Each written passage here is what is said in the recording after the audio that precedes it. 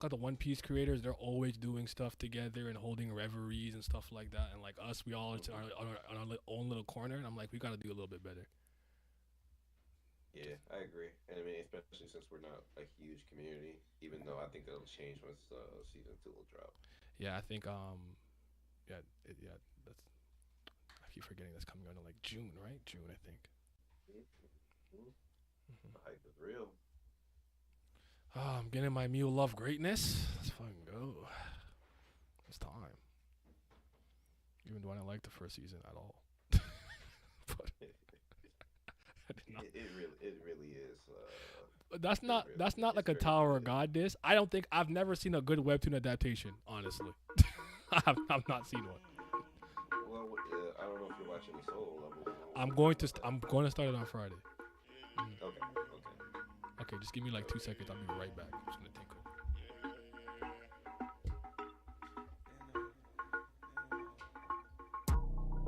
Watch how you talking to me. Watch how you talking to me. Watch how you talking to me. Watch how you talk. Watch how you talking to me. Watch how you talking to me. Watch how you talking to me. Watch how you talk. Have you ever seen snowfall in the six? Have you ever seen snowfall in the six? Have you ever seen a snowfall in the six? Fall in the six. Have you ever seen a snowfall in the six? Have you ever seen the snowfall in the six? Have you ever seen the snowfall in the six? Fall in the six. Have you ever seen the snowfall in the six? Have you ever seen the snowfall in the six? Have you ever seen the snowfall in the six? If I knew back then what I knew right now, I'd be on right now. I'm the nigga right now. I'm the nigga right now. Got your bitch right now. Since you want it right now, getting litty right now. Wanna take me right now. Outside right now. Please do not get in my face. You know that I'm riding the whip.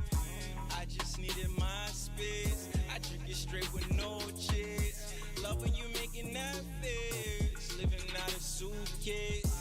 Annie, are you okay? I fuck you good the long way. Watch how you talking to me. Watch how you talking to me. Watch how you talking to me. Watch how you talking to me. Have you ever seen the snowfall in the six? Have you ever seen the snowfall in the six? Have you ever seen the snowfall in the six? She's a keeper, legs like Serena, strong like Xena, turn into a screamer. She's a dancer, money from Atlanta. She's a cancer, phone ring, no answer. I'm getting litty, mixed dirty with the fana. My life a movie, I always got a camera. I'm at Cabana, she's sucking my banana. Ooh, na na. If we never met, I'm there right now.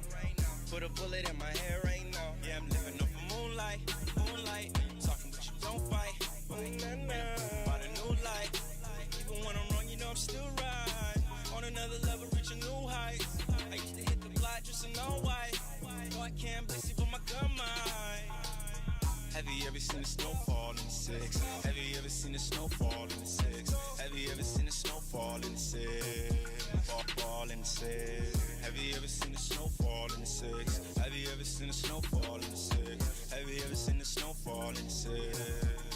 Fall in the six. Yeah, I'm living off of moonlight, moonlight. Have you ever seen the snowfall in the six?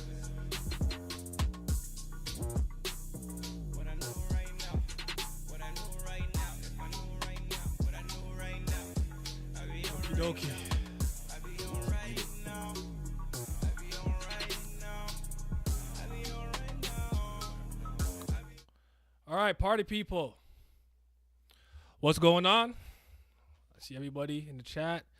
This is a special, this is a special sexy guest in the stream. Are you talking about yourself, Lizard?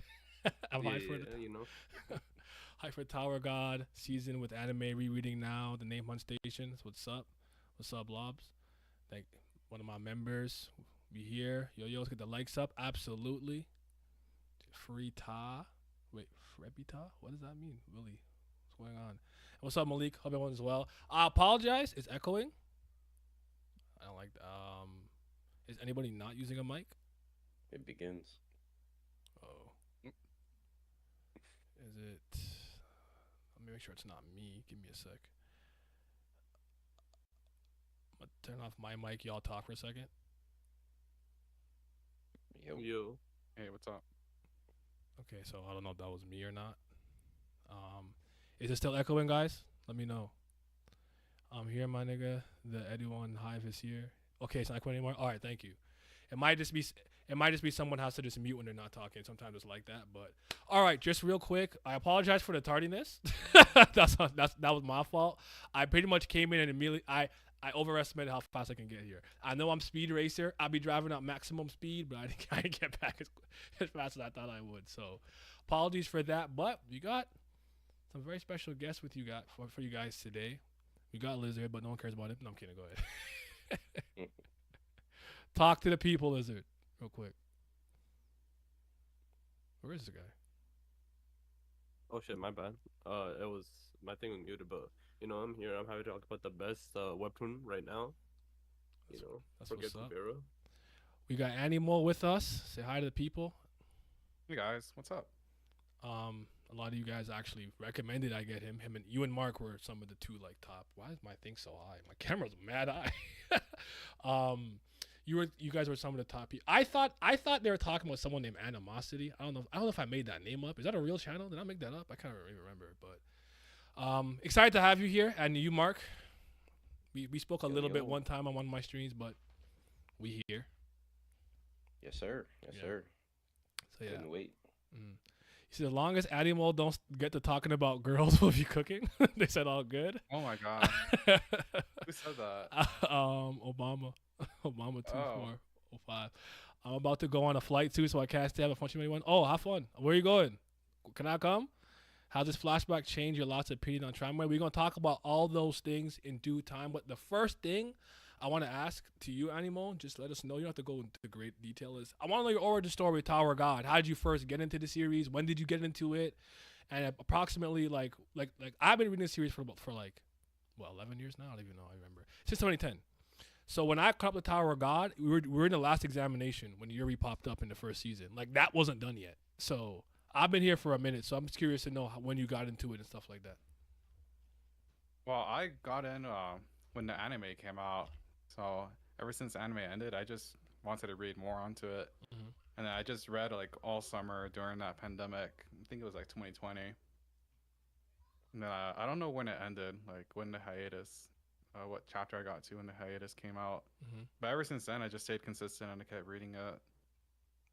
So the anime was your gateway into it. Interesting. Yeah. Yeah, I came here from the anime. Did you just continue from where the anime stopped, or did you like just read it from the beginning, just out of curiosity? Well, I reread the whole thing. Okay. Because they did change a lot of stuff. Cause I'm not a huge fan of it, but apparently it did get a lot of people into it. So ultimately, it did its job. So I can't be upset. That's why I'm here. Yeah. So, all right. Like comments on my boy Animal. 14 years since 10. Yeah, I can't count. Y'all know that. I remember the wait after the racial push. Yes, there was a hiatus. Yes, I can't do math. Yeah, just like with I always say with like One Piece after what happened with Kuma, there was like he took off 2 weeks, and then with the time skip he left for a month, and I said I'm suffering. So it'd be like that, but. We're all caught up, which is dope because I wanted to have a conversation live about like what's currently happening in Tower of God. I did do a big discussion recently, and I don't know if you'd be interested in joining the next time I do one anymore, because I'm probably gonna do one after this flashback ends with like Dr. Bonehead and Hawkwood the Tubes and those guys, because they're like OGs and they've been doing this for a while. Mark is kind of like me, where I think he's too afraid to spoil, so he opted out the last time. I'm still extending the invitation if you want to come, but I get that. I'm bad like that, which is why I mostly kind of ask questions and let them answer and talk. Like I feel like I didn't say too much. So Nah, you did a fantastic job. Like I listened to it at work and I was like, man, like I don't know how you doing this right now. My brain would not be able to rewind like that, bro. Like I just can't. I'm always thinking of new theories. I'm always moving forward. So like I know for me, I'm gonna say something that's like might lead to what's actually gonna happen, and I don't want to do that to anybody, So I feel that.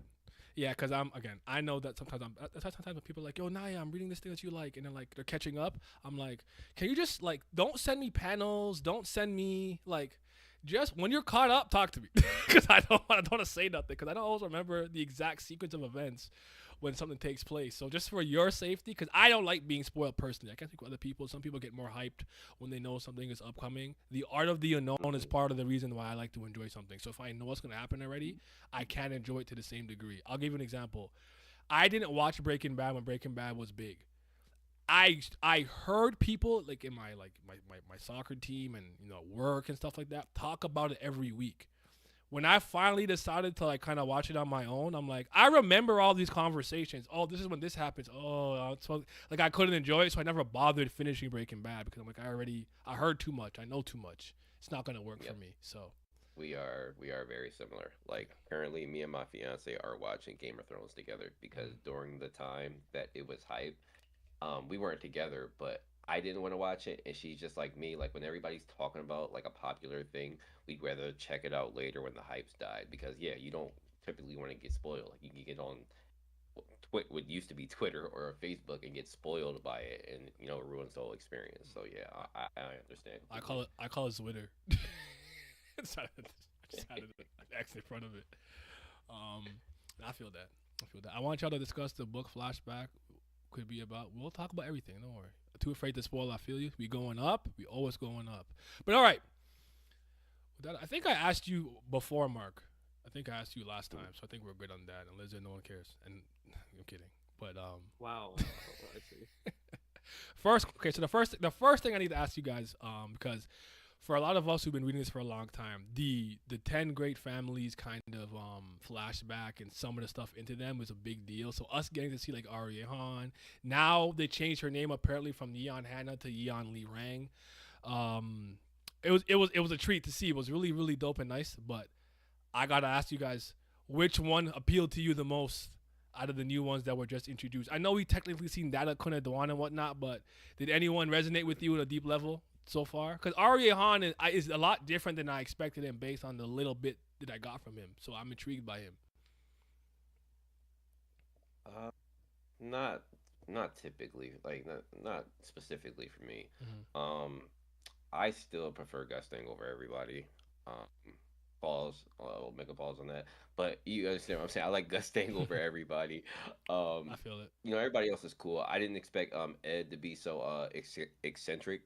That's pretty dope. On Han, no, I didn't expect Han, but I'm also not very interested in Han because White is not a person I've ever been interested in. But he's cool for what he did. But I didn't expect Han to be like the lonesome long haired guy. But he's cool. But yeah, it's still Gustang for me. Gustang's still the goal. So I feel that. For me, it's shout out Yeon Hannah, aka Yeon Lee Rang. She moves me a lot. Maybe just because Ye was one of my favorite characters, but she's also like her personality is kind of different than what I expected. Like she's way more calm and collected, if that makes sense. You thought she was an ape like how you're in like Yuri. Not an ape, but like maybe more quick to anger. Like like she's literally just based off fire. So I thought she'd be quick, but she has that like. When she was talking with Amos or whatever her name is, she had all like big sister vibe, if that makes sense, with her, which is I fuck with her. Hopefully, we get to see more of her and her design. Amen. She moves me. her design is fantastic. Yeah, she looked good. Animole, what about you? Yeah, I like Arya Han. I mean, he seems like the most neutral out of everybody. He doesn't really hold any resentment against like V and Arlene. And he's like neutral. He's like cool with everybody. He just feels very relatable. Which I found to be pretty fascinating because I think I had misread him based on some stuff like for most, but like but in a lot of ways I'm thinking to myself like maybe like because the blog post did say that he admitted that Mazzino would have defeated him if they continued their test of the sword, I think in the 100th floor and stuff. And then when he tells White, like, bro, do you know who I am? Like, you cannot beat me by conventional means. Go become a demon. And White's like, all right, I'm going to go suck souls and do spells and absorb my siblings. I was like, what? Whoa, what kind of, this guy might have, I don't know if he changed a lot, but like, when I saw him and he was just kind of like detached, aloof, not really like I don't say he's not there, but he's kind of seemed like a little disinterested.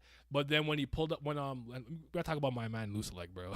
He's insane for this, but but Loose Leg pulls up on him and he's kind of like, send him my regards. And I know it might not sound sincere coming from me, but like I don't like seeing my friends and whatnot splitting up like this. And I was genuinely shocked by that comment by him. I'm like, what's going on here? So, but yeah, I'm a Gustang guy. Gustang's my man's. As far as the family heads have been fully revealed, he's my favorite by far. Though I do think SIU is trying to trick me to a false sense of security by making the Paul Badal family seem a lot more competent from top to bottom, him included. And he's gonna pull the wool under my the rug from under my feet with some Traumere, Lopobia, something. So yeah. I agree. They started. There are like the example of starting hot and like starting to kind of mellow out a little bit as the story plays on. I'm kind of like looking at them sideways now. It's not been fun for them, but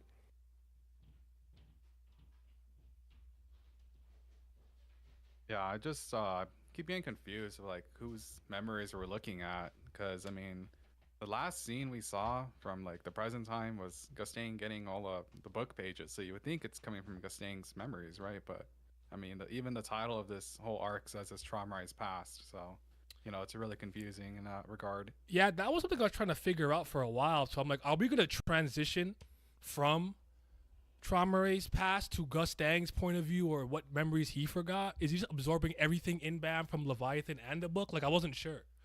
So I'm glad you brought that up. My a lot of people in the community were like kind of telling me during the live reaction that they think it's a mix of the 2. We're gonna get both.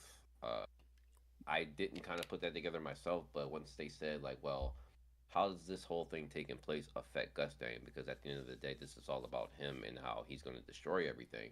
How does this affect him? It doesn't. So obviously we have to get something else, right? But I didn't put that together at first. I'm thinking like, well, she dies, that's the end of it, but we didn't reach the goal that that was originally set. So Yeah, because to me, like, this is an important event for Traumaray, but I feel like all things considered, Gustang really could not care any less. Like, it's not a really important moment for him in the grand scheme. Like, sure, one of his old former friends left him to go to the bad side, but I mean, besides that, it's not really too much.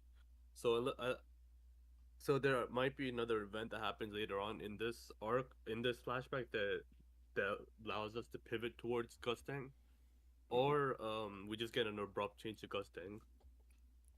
Do you guys are you under the impression that after they get their memories back, they'll kind of have a shift in personality? I don't know if it'd be a 180, but at least to some degree, just out of curiosity. I think so, because Gustang said he doesn't know if he should kill Traumai or not, depending on his memories. So he hasn't decided what he's gonna do until he's no longer ignorant. Okay, so we are gonna. Sorry, go ahead. No, I was just thinking. A theory I was kind of shooting out on Monday was that imagine forgetting all of this information, like the one woman you loved, and then getting it all back all of a sudden, like, because you already kind of see his reaction to her even dying, and I can't wait to see what else he does next week with it. But imagine like getting that all back at in one moment. Like, you could use that as a moment to kill him, is what I was thinking. Like, I don't know how he would transfer the memory back to the Trom, but if he did, that would like be an immediate shock, kind of just like how she was even leaving him and how shocked he was. He could totally use that as a moment to kill him. That was my first thought. So. Okay. Well, all right. So we're on here, so we can just talk about it. It's fine. Cause like, how did you guys interpret the scene in the latest chapter in 620, where Okay, so first of all, I gotta say this because I don't know what's up with Enkidu. Bro is weird. You're Jello. Like, what's wrong with you? Like, you're jelly, bro. Like, you're the inferior water jelly. But, he just crashed out. Just like I'm like, I understand that the idea was that he was building up a lot of negative emotion and resentment towards the situation with Trame. I just call her Ame because I don't know how to pronounce it. Ameyus. I don't know if I don't remember. Right. like not being Trauma Ray's real friend, feeling a little bit like a step under the family heads and certain people he traveled with. And I think he did a good job showcasing that. I don't know that I saw enough, because sometimes with new characters, you got to do a lot with a little if they're gonna go out quickly, for it to kind of stick and resonate with the audience. I'll give you like 2 examples off my top of my head, and stop me if it's gonna be a spoiler for something you care about. And everybody just be careful. So for spoilers for I almost said midget no Yaiba because of Simi. I'm Kimetsu no Yaiba, Rengoku, right? That moved a lot of people. It didn't move me. Like, it wasn't. You gotta be there long enough or do something crazy significant or whatever the case, and have a serious trickle down effect, which he did have for all things considered. For me to be like, oh wow, I met this character. This character is gone, and I really care about them now. An example that I think of that where it really resonated with me is Roshinante in One Piece. Like, yeah, in the very small bit that I saw with him in the flashback with Law, I thought he did enough to make me care. I don't really care about Ame and Enkidu too much right now because they're very, very new. So like, I was interested in this flashback to get a bit more characterization for him. I think Ame's a fine character. There's nothing wrong with her inherently or not, but she's kind of here, now she's gone, and I don't really feel much. But with Enkidu, the more I learn, I'm like, you're weird, dog. Like, why did you crash out over him getting dumped? That has nothing to do with you. You are Jello. Somebody help me. Somebody help me. So yeah. So I didn't see it coming like that, honestly. So.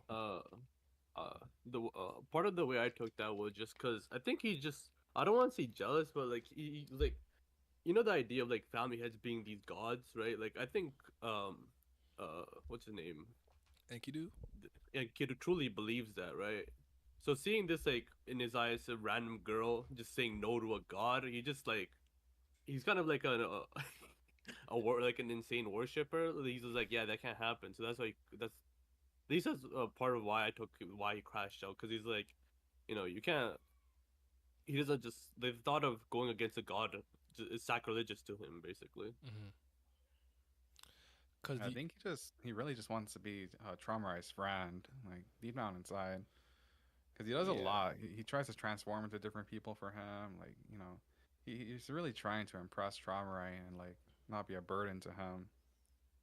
Yeah, Enkidu was jealous, but I just So- like, I just want to start real quick. It's one of the things where like I get it, but like I'm like I don't get it because like I promised you he would never have gotten one stab on her. If that was me. If that was what I loved. It's not happening. But I'm gonna save this. See what you're gonna say first. I'm gonna save this. Go ahead. Oh yeah, no, I was saying that it's kind of like just understanding where what Enkidu is and where what he comes from. So like, I don't know the time frame between what Trump taught Enkidu and what he knows now, but Enkidu was basically like a child, Okay. with absolutely no emotion in it. So the irony in this entire situation is Traumary, who has no connection to humans, and we already knew this, but we kind of got the information from Ed at the table, like you don't even get along with people, is trying to create something to become human. So it doesn't make sense for him to try to do that because you don't even get along with people. So for Enkidu to have an explosion of emotion, especially like rage and fury, makes complete sense because he doesn't necessarily learn how to properly manage his emotions from the person who is obsessive, possessive, and controlling. So it made complete sense to me that he completely blacked out because his teacher is the guy who doesn't even understand humans. I have one small pushback. Because everything you said made sense, but would you argue that you're doing the thing where like you're rationalizing for the story itself, or do you think that the story did a good enough job showcasing that with the artistry and literature? Just curious. Because sometimes like I'm very good at stuff like that. Where like I'll give you an example. I always talked about the Karaka 360 against Caliban and whatnot, right? Based on every interaction we had seen with Karaka up until that moment, he didn't really. It's not that I couldn't understand that he actually deep down does care about Hajin Sung, his martial art teacher, but you didn't do that work. When he met him, what did he say? I don't take my mask off for people I don't trust. Anytime he told him not to do something related to Bam, he disobeyed. You could have played that and spun it like he's doing it for attention, but you didn't do that groundwork So to me, when Caliban's like, I killed him, but maybe, and he's like, did you really kill my master? And he's riding out to get him back. I thought that was extremely jarring for me, even though I think it makes sense.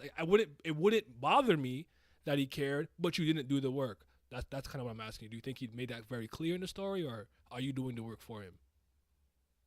I think in this instance it was kind of clear, given Okay. that Enkidu was nothing, like literally nothing, Mm. and Trauma like they made it a point to show us that Trom did try to teach him about the world. So And Trauma is yeah, not the best person to teach you something like that. Okay, that makes sense to me. at I'm not. all. I'm not. I'm not mad at that take at all. At all. I know. Sorry, you guys said in the chat, Enkidu was jealous. Uncle in the house. I'm gonna use the memory against Trom in the chess game. Likely, Trom doesn't know who they are. That'd be interesting. Gusang in the corner watching Trom raise Trauma, thinking I could never fumble my girl like that. But he did fumble Eurasia though. He don't got it no more. Something happened. I realized Endless is a little like what? Enkidu's a little like Bam when he just started the tower. You think so? And the story shows us. Okay, I'm not mad at that take. I was just wondering. I don't know. I didn't see it happening that way. I can admit it could be one of those situations where my expectations were like, okay, because I thought Enkidu was gonna kill her by trying to possess her, and that's how you learn he can only possess males. That was Yeah, kind of no, my I'm right there with you. okay. I'm right there with you. Yeah, I didn't know. I don't think anybody expected it to go the way that it did. Mm. Like that was like completely shocking for him to just turn and just smoke her like that. Hon- Honestly, I was actually just. I don't act like a thing, but honestly, I was waiting for it to happen because the way he was like staring at her back when they were leaving the place. And, But with Trauma Ray right there. Yeah, that's the crazy part. Like, I'm bro, gonna let you- that happen, man. So that's You why I don't have know. sorry. So here's my two follow-up questions. My chat when I was live reacting on Monday proposed something to me. Trauma Ray was controlling Enkidu either on purpose or by accident because he was in such emotional turmoil he didn't even realize he was doing that. Now, let me tell you how I interpreted it. I just thought Trauma Ray was in shock. It happened like so. I know he's fast enough and strong enough to react to it, but I think after just the general like feelings of loneliness and negativity he carries with him, then the fact that Ame was like, "Oh, F your party, I'm leaving." She wasn't gonna say goodbye, and then when he confronted her, she's like, "I'm still leaving." Think he was like very emotionally like not there, and then with the sudden stabbings, he was like, I just think he was in shock. Now, some people think he subconsciously controlled Enkidu or did it on purpose or let it happen, but then once he snaps out of like his daze, he's gonna blame Enkidu even though he's partially accountable for letting it happen. What do you guys think about that? What's your thoughts on that? I don't think Enkidu can be controlled because in the last chapter, they're like in chapter 619, they're having a discussion and they specifically said, well, Traumar said that he can't control Enkidu, unlike all the other animals, and I guess staying in Edouan or like making fun of him because he's messing around with something he can't control when he loves controlling things. So I don't think that like theory is really gonna stick. I That think was my Enkidu main just- question. Like, why would he be able to control him? Because unless like the horns that he has is some type of weird, maybe natural beast skin in the tower. Like, is he part That's what I was bull, thinking, part but- part bison, like whatever those horns are supposed to be? So there was that. But I don't know if you know this. In the original blog posts now are like, you have to take them with a grain of salt because we're not all entirely sure what is and still isn't canon because a lot of stuff has changed because you used to tell us stuff in the blog post. Trauma Ray originally could control anybody, even if you were human. That was a thing. really? Yes, that was a thing. I don't know if I that's never read still. them. I don't know if that's still. I don't know if that's been retconned, right? But at one point, that was a statement. Like it was said that he could even his anima control was so great and so beyond anything. He could even control humans. I think with the Beastkin storyline, we've probably drifted from that. Because another example that I'll just use real quick, just so the audience understands as best as they can, is the story with Yama and Immort and and I think it was Bay Road originally, right? Yama was supposed to kind of like escaped the cage, became a ranker because of Immort, and like kind of come back as a ranker and like take over. But we changed that to the story of Doom, Yama, Paul, wow, I forgot Paul, Nenea, Wang and whatnot. So it was different. I don't hate the backstory, by the way. I think the brothers, Baylor brothers story is still good.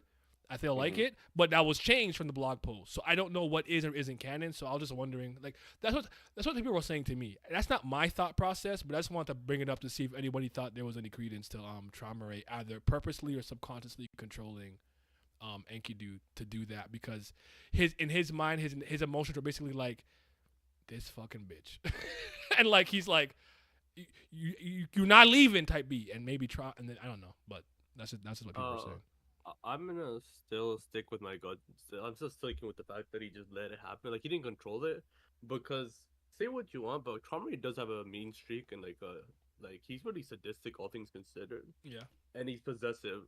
So maybe just a thought is like, hey man, if I can't have her, nobody can have her. And he just let Enkidu do it, because I know you said he was in shock, but he's a family head. The way they talk about family heads, he should be able to react to that, even if he was in shock, man. Like I don't believe that he couldn't react to it. Yeah, same here. Fair enough.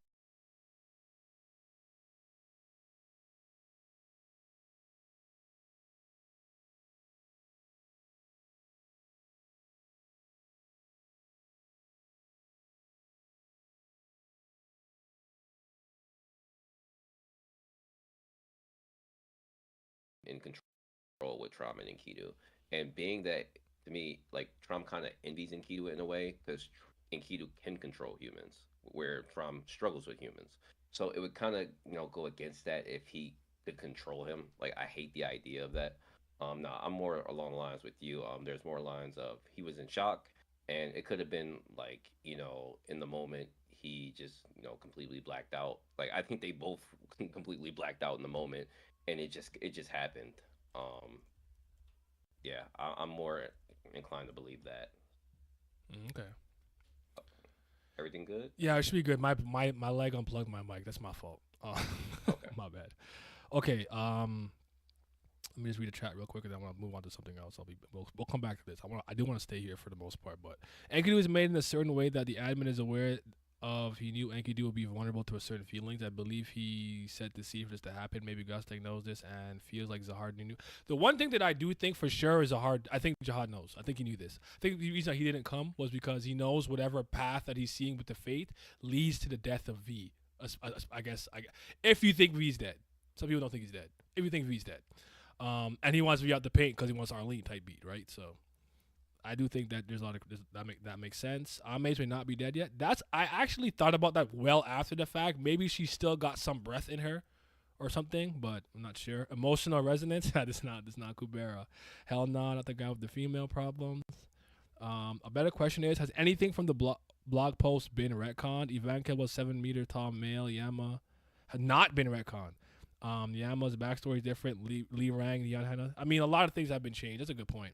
I remember. Do you remember when he had those like battle cards for rankers? And he's like, never mind. He had those Yeah. like those stats. Mm-hmm. Oh man. Somebody told me a few weeks ago that he started deleting them. Oh. If I'm correct, I don't know if if anybody in chat can confirm that.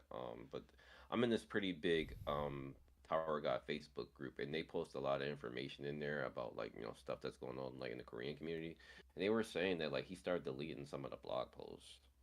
And so Interesting. yeah, like you said, like some of the stuff is not becoming canon. Like even with the name change with Hannah and Lee Rang, which I'm just like you guys. Like I could not say Lee Rang to save my life. I say Hannah like almost every time. Mm-hmm. Yeah, me too. I keep fumbling that. It just works better, sounds better. It does. Yeah. Uh, Sorry. Go ahead. No, after you finish the comments, I have one question for you guys. Okay. The I'll just gonna read the comment. In the last chapter, there was a narrator statement that Amaze and Yeon will be enemies in the future, so Trauma might have a Phoenix down on him or something.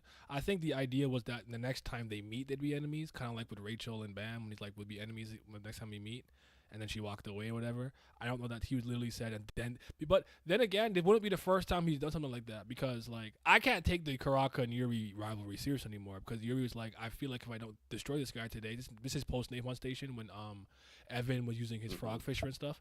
He was like, this guy will become the biggest enemy and threat to me if I don't take him out now. I'm like, that's not real anymore, bro. The humans they were referring to that and Trom could control were Yas Ratcher and Wang Wang thought it just meant they were they were me next time, they would be enemies. Oh wait, so you're saying that okay? So I guess what you're saying is that the broke is it's a bit of like broken telephone or misinformation in the tower, perception versus reality. People are seeing these kind of like your Yamas and your Yasrachas being controlled, not realizing they aren't technically human, and that's how the rumor spread that he could control humans. That's an interesting way of looking at it. And that's what you meant. That's how I interpreted that. Thought it just meant they. But yeah, I'm with you, Scope. Blog post been deleted after recent hiatus comeback. Okay, bet. Damn, Nair. Did you read my comment about Enkidu? Your mic cut out or ads. We didn't hear your thoughts. My fault. Let me go back up. First, he deleted the other Tales user stories. Now he's deleting the blog post. How long until he deletes season 1? Not like this.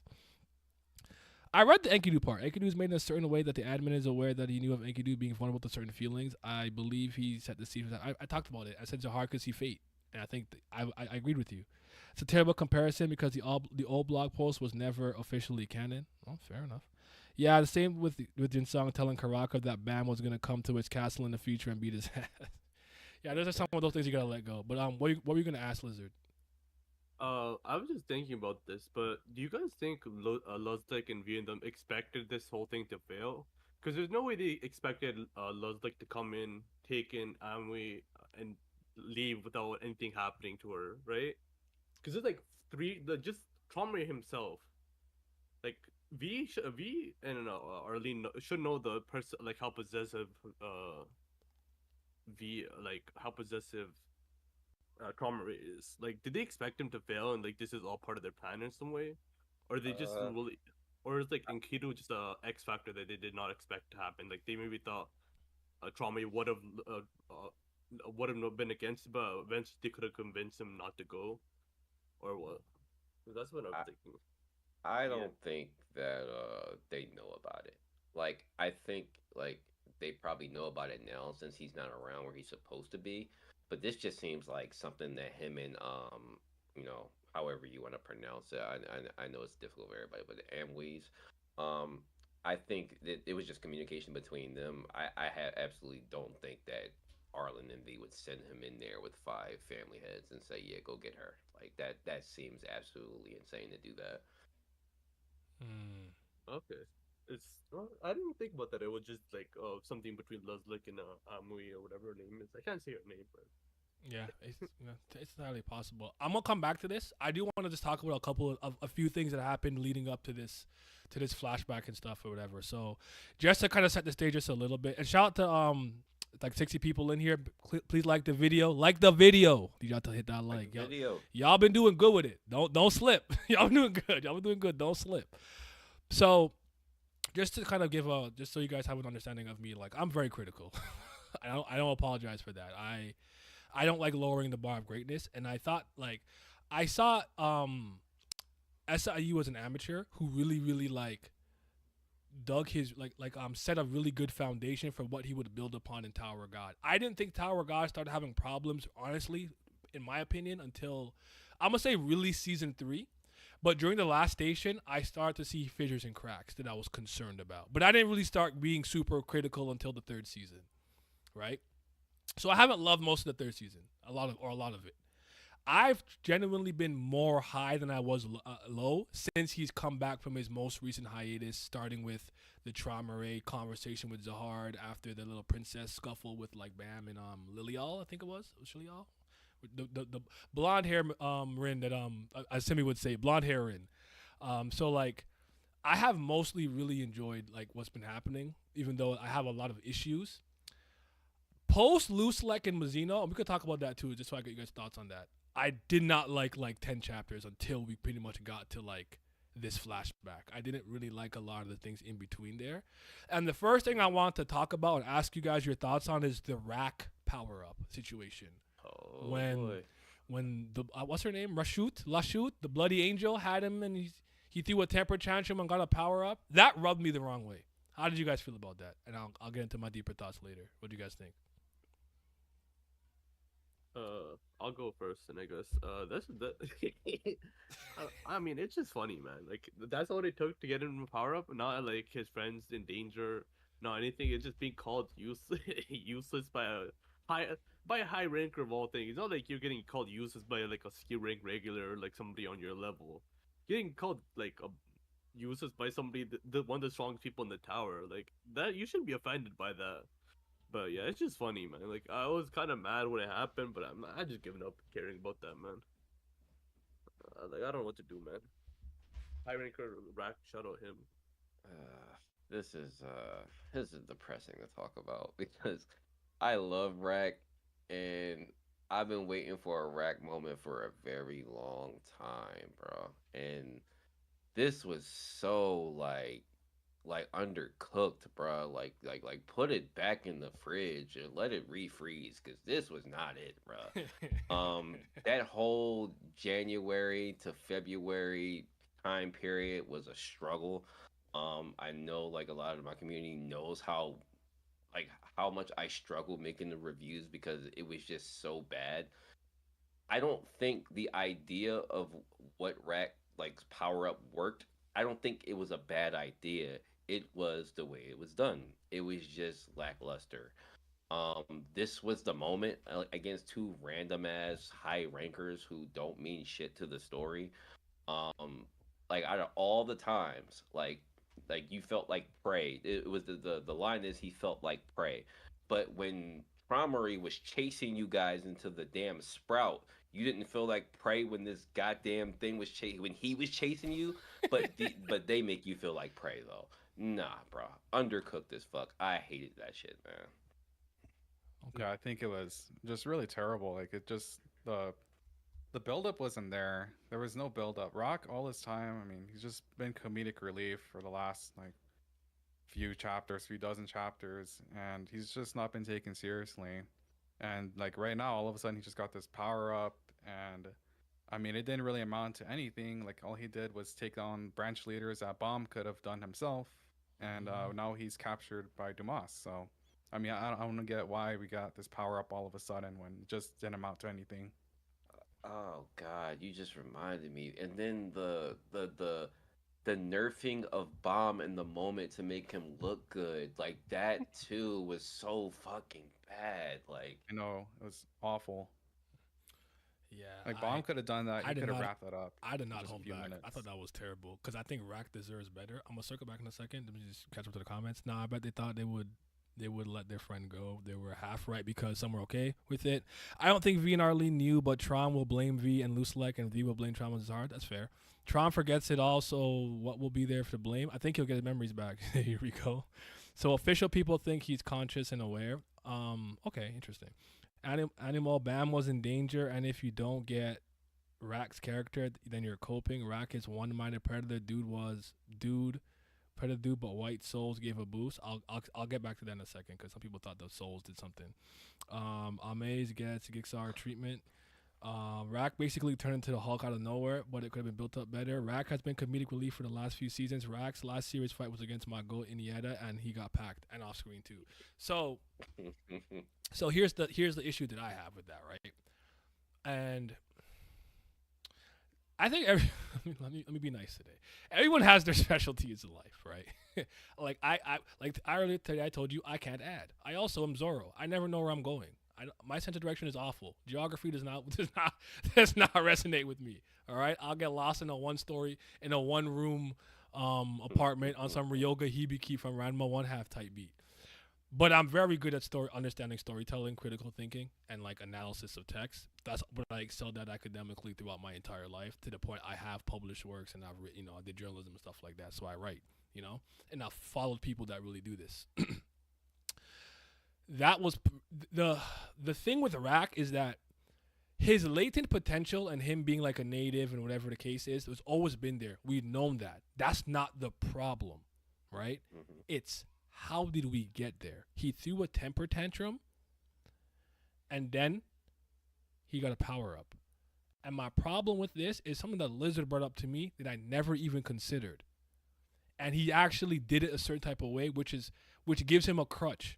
If Rack is ever in a situation where he's in trouble, he can just go into a trance and enter this mode, and it gets him basically out scot free because he obviously can't do this at will. So now, let's say Bam and no one's around, and he's a higher ranker's beating his ass, he might just turn into this form and win. And I don't like that.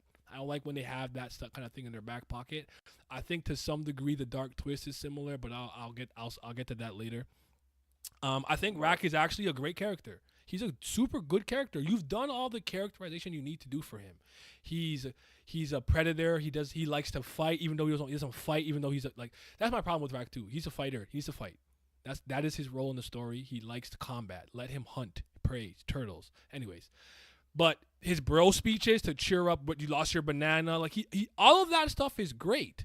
I think he deserved better. Yeah. He deserved better. This was disrespectful to the build up you were doing with Rack, in my honest opinion, and I didn't like it. And like you said, Animole against these two fucking nobody branch leaders, nobody is scared of them. Who are like she looked good, but like no one's scared of them. Like this was not it. Like it just wasn't it. Like it wasn't even against like Dumas or something.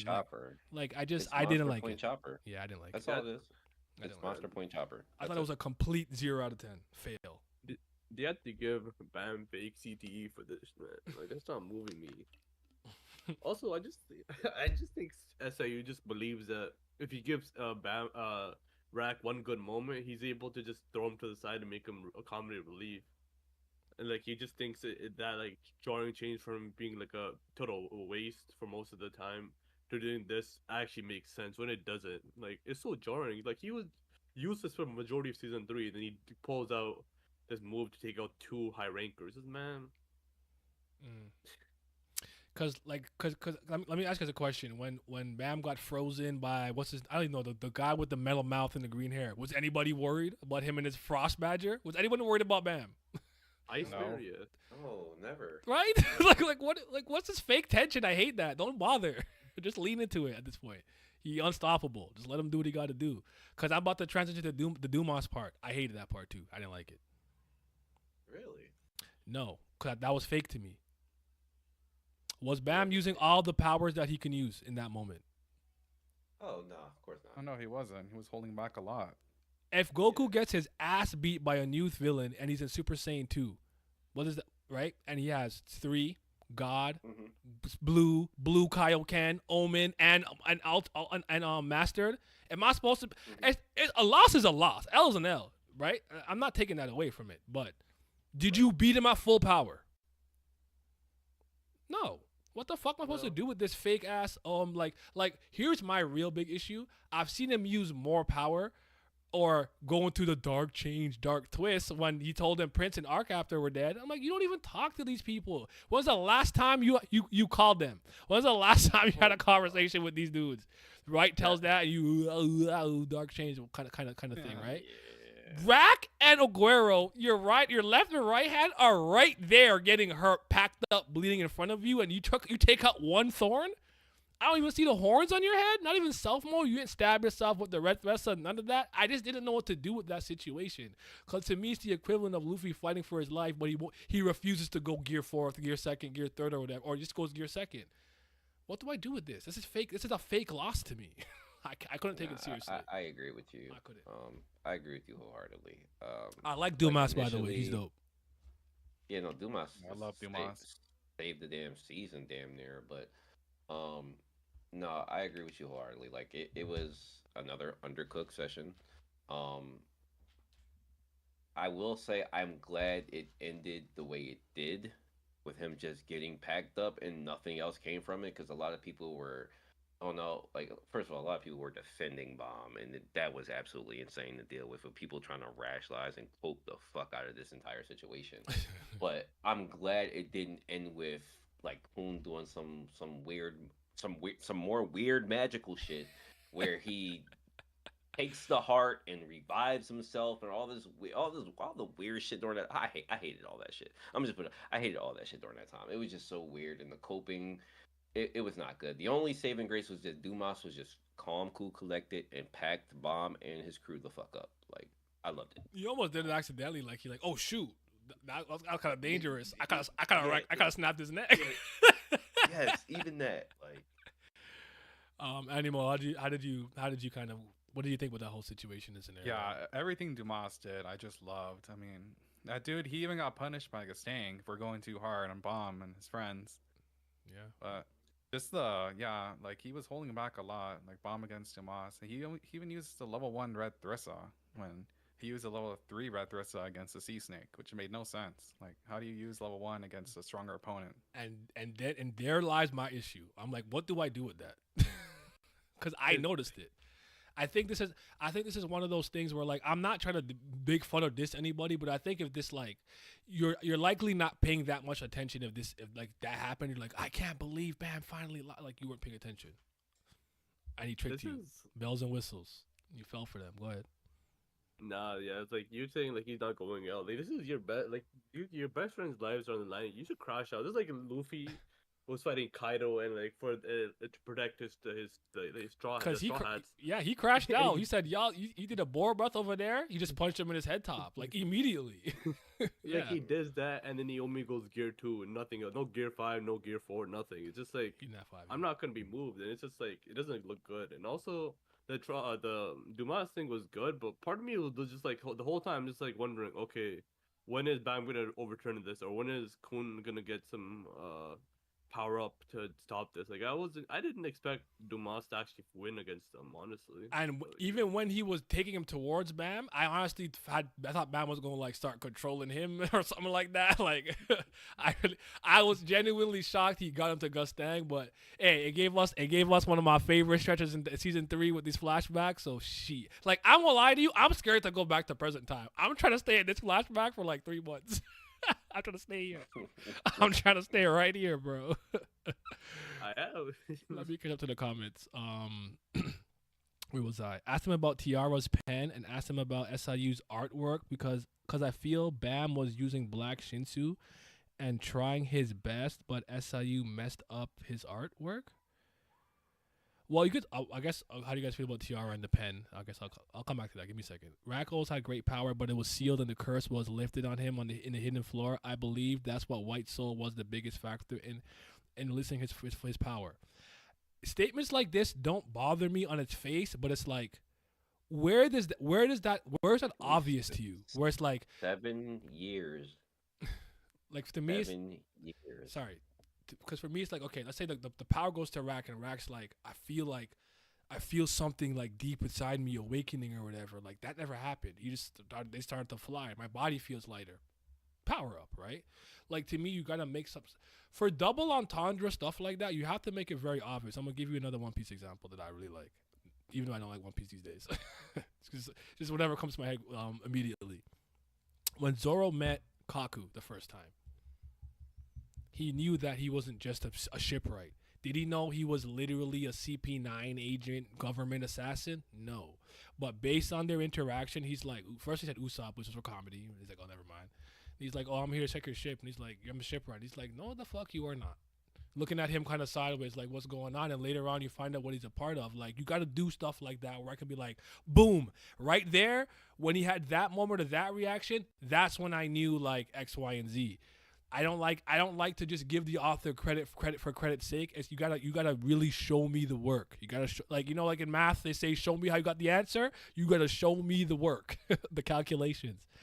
SIU effed it up. To be honest, the best thing to do is to make me in that situation again. But he can't transform, so he has to learn to control it. The fact that Trom didn't stop Enkidu had me heated. That guy is so damn bad that he let his girl die because if you can't have her, no one can. Damn.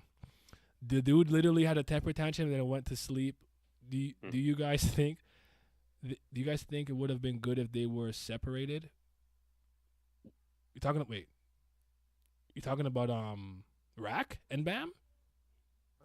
Yeah. Didn't Bam just pull up on him? Weren't they already separated? It was Aguero and Rack together first. Sleeping Night. Sleeping Night. Elaborate, expand on that. Same situation as Elwa against Angel. How did that rage blackout power up work for her in the long run? Good point.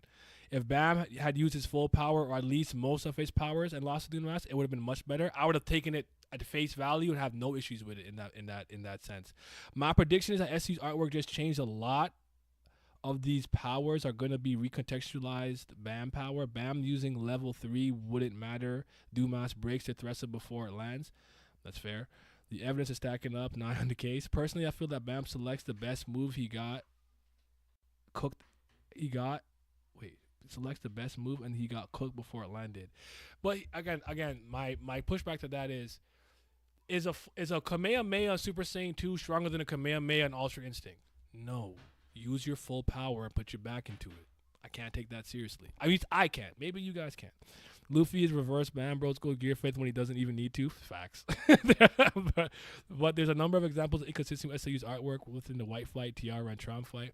I've been seeing some people from Korea specifically comment on the artistry being not as good. I haven't noticed it personally. Have you guys noticed a dip in the art quality as of recent in any capacity? I think the fights have been hard to follow sometimes because he does a lot of visual noise, as Scope would call it. Yeah. But aside from following the choreography, sometimes I don't think the I artwork think it's just dipped. that. Okay. I think it's just the choreography is sometimes like hard to follow with all the yeah, like what you basically said, background noise, all the Shinsu flying around and shit. It is sometimes hard to read what's going on. But in terms of like the panels that he like really focuses on, I think they're absolutely like been beautiful. Yeah. But also Arihan, the flashback is shown both with boots and without them before he fought Loose Leg, and then Loose Leg ripped his shoes. Loose Leg do not respect people's kicks, by the way. We're gonna talk about that. But Naya, the only people we know who can naturally fly easily are rankers. So how did you not put the thoughts together? This told from season 2, by the way. Put what thoughts together? I'm not sure what thoughts you're talking about. I think. Sorry. Okay. I was gonna say. I think he just means like, Rat and Coon can fly, so they're ranker level, basically. I've made a video because they were ranker level when they got White's power. My point. That's all. I'm just supposed to assume because they got a power up that now that Rack has unlocked his ancient sleeping dormant potential. That doesn't make sense to me. That makes sense to me. I've heard this Kaku and Zoro story so many times. I'm excited to actually read the scene and do the Leonardo DiCaprio meme. Art probably changed due to the amount of artist assistants he has now. Do we understand that? Okay, fair enough. There's always been art inconsistencies. I even remember some way back in season 2. Season 2 is my favorite artistry. Art is fine. Choreography sucks, which is probably people's issues with it, but nobody explains their opinions well enough.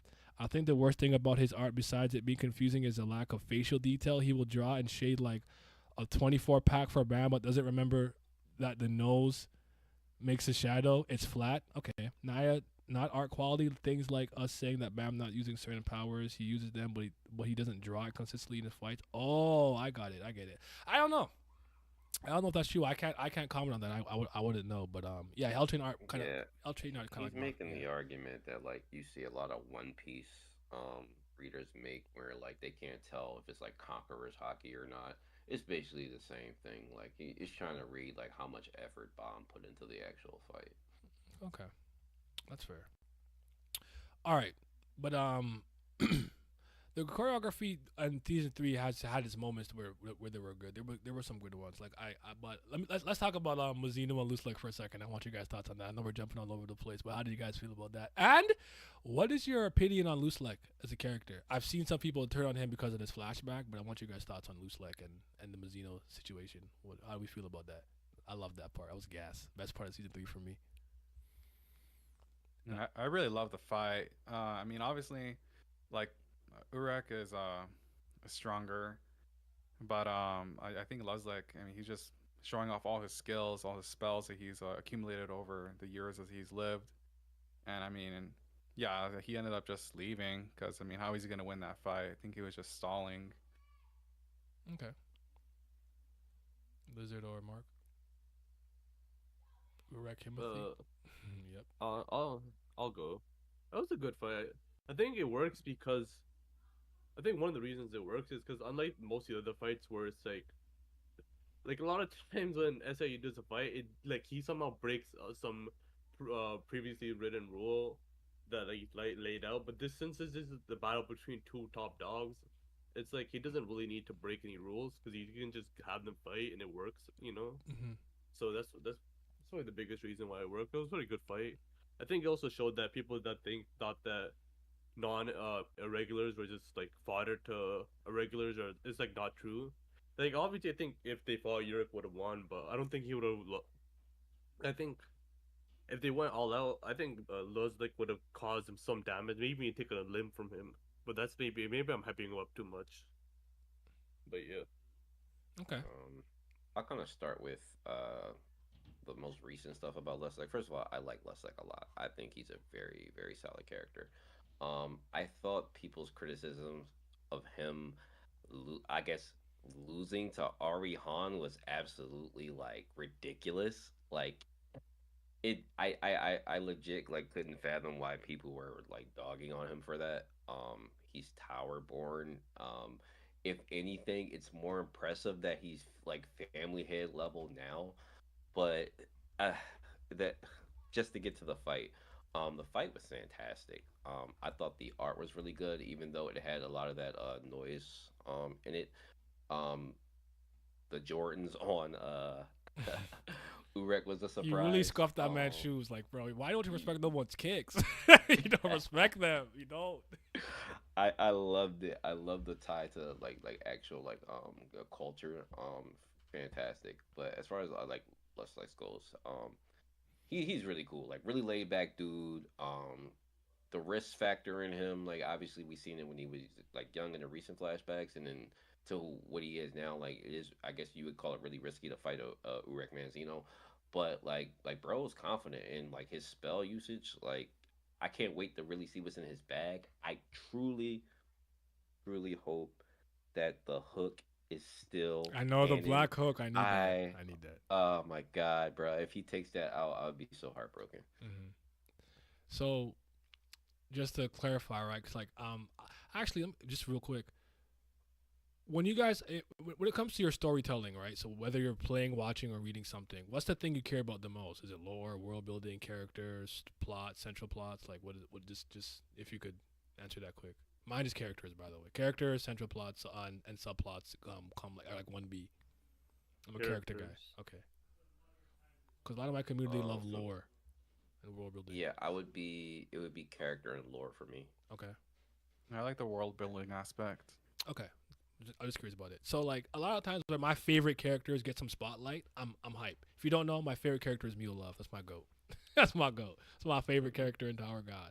But Urek Manzino is one of my favorite 10 characters, and he's my favorite irregular, and it's not close. Champion of the Tower, that's my guy. So understand that I'm on his side. I'm rooting for him. I don't want to see anything bad happen to him. But Loose Leg genuinely impressed me. Like two things could be true at once. I'm team Azino, but Loose Leg, big stepper. I like that. I like that energy. I thought the showcase that he had was really good. A transformative technique, when he turned to the dark twist. Then he showed his hand-to-hand combat, FUG, flare waves and whatnot, and then stepping on his shoe, right?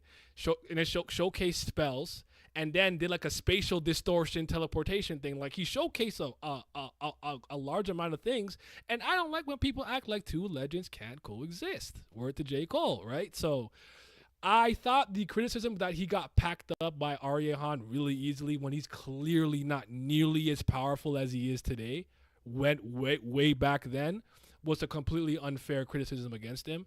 And I think for the people who if you just don't like Loose Leg, you don't like Loose Leg. That's fine. But I think for the people who are really like trying to use that to like knock him down a peg, I genuinely don't think you have any reading comprehension. Like you're an idiot. He's obviously not that strong yet. And the spells that he learns are probably from Arlene. Arlene is a spellcaster that we know this, right? Bam probably inherited his. I always make the joke: Imagine Breaker, Kamijo Toma from Index, or like Black Clover, anti magic. Like he inherited that from his mother, the way that he got tension from his father, in my opinion.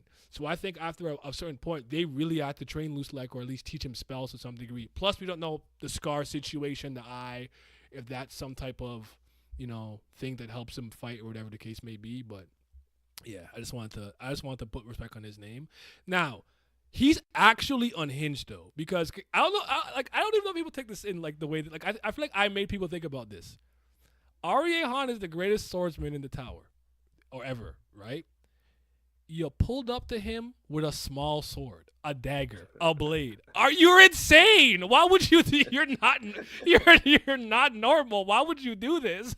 Like he is so unhinged for that. Like he didn't come with like a hook or like guns or something. He said, "I'm gonna match your sword with a mini sword." I said, "Nah, he's out of here." So shout out to my guy Loose Leg, bro. Yeah, you don't have the grace in his name either. Yeah, not yet. It's just Loose Leg. Merchia. So keep that. And yeah, he talks good cash too. He be talking shit. I like him. So yeah. I definitely want to just put some respect on his name, but that entire sequence was amazing.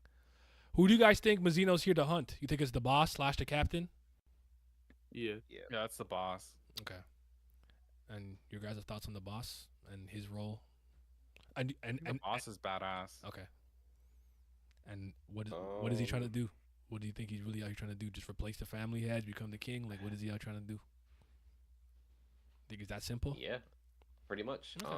Like he's pretty much trying to replace, all the family heads with whoever's in that ship with him. He's trying to be Zahard basically. Yeah, I think that was pretty cut and dry there.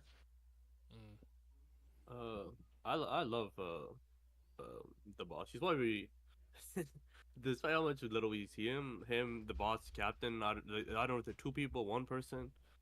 But they're probably my favorite characters in season 3. But I'm just Zahar / Wagner, that whole family merchant. Yeah. I honestly, I feel like their goal is gonna be way deeper than just. Yeah, I think they're gonna end up obviously replacing them. But Yeah. I think they have more connections than just I think it's one of those things where there's like there's more to just we want to replace them. I think there's a bit like an extra layer that we don't know about yet. But I originally thought there was only one. I'm with everybody now. I think there's more than one, like the boss captain, like the mole one that we saw with the with Moron, Doan and stuff. I think is different from the Scar guy. I guess I just thought maybe he grew up, got a scar, and his mole went away because moles come and go. They can come and go, right? So I didn't put. I thought maybe it was still one person, so I was calling him the captain / the boss. But I think because of the Zahard, like the red light district prince, like the biggest secret, Karaka probably looking like Wagner, and Wagner looking like the boss looking like the captain. I think there's something more there, so I'm excited to see how that all plays out when it finally plays out. But I want to just piggyback what Lizard said. He's been very impressive when I see him, because one of my favorite moments, in the 3rd season, is when they're in the suspendium and there's like Lopopia hatchling and he's running. And he looks back and he's like, this is a grunt. You're a grunt. How are you keeping up with me? I know I'm not running at full speed. And then he got clapped. Yeah, Snake Boy got packed. Yeah, like I think those are the small things that really go a long way. Like I really enjoyed that. Because first, it puts respect on the fact that he's a hatchling candidate, that he's perceptive enough to notice something that's not really sitting right with him, so he addresses it. But obviously the captain is probably on a different level, and he manipulated Machete in some ways to send them somewhere. So he's out here plotting, man. He's out here plotting. But I just wanted to touch on that real quick. Go ahead. He needs a better thing though, like the one he pulled up in the he had that rage, like the warrior fit. That's not him, and he needs something better than He that. brolic as fuck though. Yeah, but still, man, like just something more clean and. You know what? You know, like the Adventurers Guild armor, bro. There's better ways to give the adventure vibe than this, but yeah. Don't kill me. Yeah. I agree. The armor is a little off-putting. I agree. No, fair enough. Yeah, I really like his armor. It really does make him look like a boss. I like it. I like it too. I like it. All right, so 2v2. It's fine. 50%. All right. You guys said loose like hive. We come up to my banner. It was dope just seeing the family heads in general for me. I agree with that. He needed some prep time. My issue with the fight is like most of them have been in the sky. I prefer them to be on the ground and see the use of the environment. He has good moments, but okay. I mean, all right. Although loose like younger self isn't the brightest guy, no, he's not. He's a big stepper, but he overstepped. Him losing to REA was obvious. Pantagana, you're getting my point. LOL. If SU forgets to make Bam power consistent, then the two thorns is another mistake he makes. Okay, fair. I'm kind of fucking with this REA Han that we saw. Even more excited to see him in action in the present. Yeah, I even couldn't dawn of like what I saw with him. I didn't expect him to be like that. He definitely hit Traumare with the "it's your turn," the your turn guy talk. Hey man, you might get one turn, the last turn, the first turn, multiple turns, a meaningful turn, but it's just your turn. And go ahead and run through these girls. And I'm like, he really just slings his meat. It's not a joke. Like that's all Kuda the one does, bro. He just be swinging his spear. East to West, I appreciate the $5 donation. Would you be surprised if Hey, Wang9 joined them as the Prince of Let's Like This Track? How would you feel about it? All about execution. It wouldn't even be super nonsensical if there's some type of like, let's say they were all cursed in some way because of like them being some remnant of jihad and they have to come together to take him out or do something so that they could live or not look like him or be free from him or something like that. Like, I think there's scenarios that it works, but it's one of those things where conceptually it doesn't bother me at all, but execution is where like it matters. Like you just gotta do it justice. Hey man, anything to get Wagon and more shine. I'm here for clicking up. When we take out harder than Bam, we're here. Man. Yeah. His personality too. The ribs of Wolhag song are strong. Yeah. It looks like was talking cash. He said, "You broke, you broke, you ugly, you got no hoes, and aren't you? I don't want to talk to you. I want to talk to Bayak Ryun, the leader." I said, "No way, he talking crazy like this, bro. Who does he think he is?" Arya is the strongest. Family had people complain because they thought that his hook was retconned, but he still gets it. I wonder if the hook is related to V's ish in any way, because Loose Like Defo was young and in that apprentice mode here. At least I think. Yeah, he's like a grunt to like maybe. I think he's probably had a good relationship with V. Loose Like half you know, deformed. What? real quick, you know what's weird about that when we look at loose like he was said to be like a warlord beforehand. So No, it's V. I V think was the warlord. V was the warlord. Yeah, I made that mistake myself. Someone corrected me. And I Is, fact checked. It is V. It is V. V was the warlord, and Loose Like worked under him. is that so? Yeah. Oh, I made that same mistake. Don't worry. I made the exact same one. I was like, well, V was a really? warlord, and someone corrected me in a video, and I'm like, did I misremember that? And I checked. I'm like, damn, I did. Okay, shoot. So See, now I gotta go look because I might have I fucked that think up. V could have became. Loose Like could have became the warlord leader after Arlene went crazy and went away with Bam or whatever, and then V wasn't around. I think it could have changed, but originally he worked for him. More like he was like maybe he was the right hand of the warlord, but he wasn't the warlord. Okay. He was sub warlord. He was core warlord, something like that. So I don't know. Gray Smoke Demon Loose Like, yeah, hell yeah, Loose Like got that dog in him for real. Yeah, Arlene definitely teaching him the gray sorcery. It's like that's like Dawn pulling up an enemy with the ice pick. What a G. You think it would have been better and more intense if they were all in different locations fighting instead of being right next to each other? Then Rack transform Rack and Bam. Yes, I think it would have been probably a little more excited that way. It would have given a chance for some of the weaker characters to prove themselves to be at least capable of handling a high ranker in some capacity. But I would have been cool with Aguero and Rack maybe being able to take out the Frostbear guy or a shoot or something, and then Bam does what he has to do. But yeah, imagine Loose Like plus Cap versus Loose Like versus Loose Like. The amount of motherfuckers at this great match is gonna be insane. Loose Like boss, Enkidu, Gus, Trom, Wreck. Like damn, how the boss will do it? How will he achieve his goal? I guess carnage, mayhem, and planning. Oh, Tiara Pen. I'll get to it. Edouard is truly the god of wine and fertility. Loose Like was the warlord. If it's true, I recently reread the Floor of Death, and it says V was the warlord. V was the warlord serving under V. Correct. Loose Like was the warlord serving under serving under V. Okay. How do you guys? First of all, do you guys like Tiara? Even though I love Tiara. yeah, that's my TR. I love her. She's She's dope. How do you guys feel about her like pen ability and like the writing stuff? I like that power a lot. I feel like she got taken out before we could understand its true limitations and what it can and can't do though. Oh God. I don't like how she went out, and that's why it's fuck Enkidu for life. Yeah, please. That was like one of the worst things I had to accept. Like, thank God we got the flashback right after. I still haven't mourned her death. Nah, she went out pretty bad, but I think I hate that she is like text though. Like that was a heartbreaker as well. I We was gotta talk about the hoping that there scripture was some too. That's a good realness. point. The scriptures, but keep going.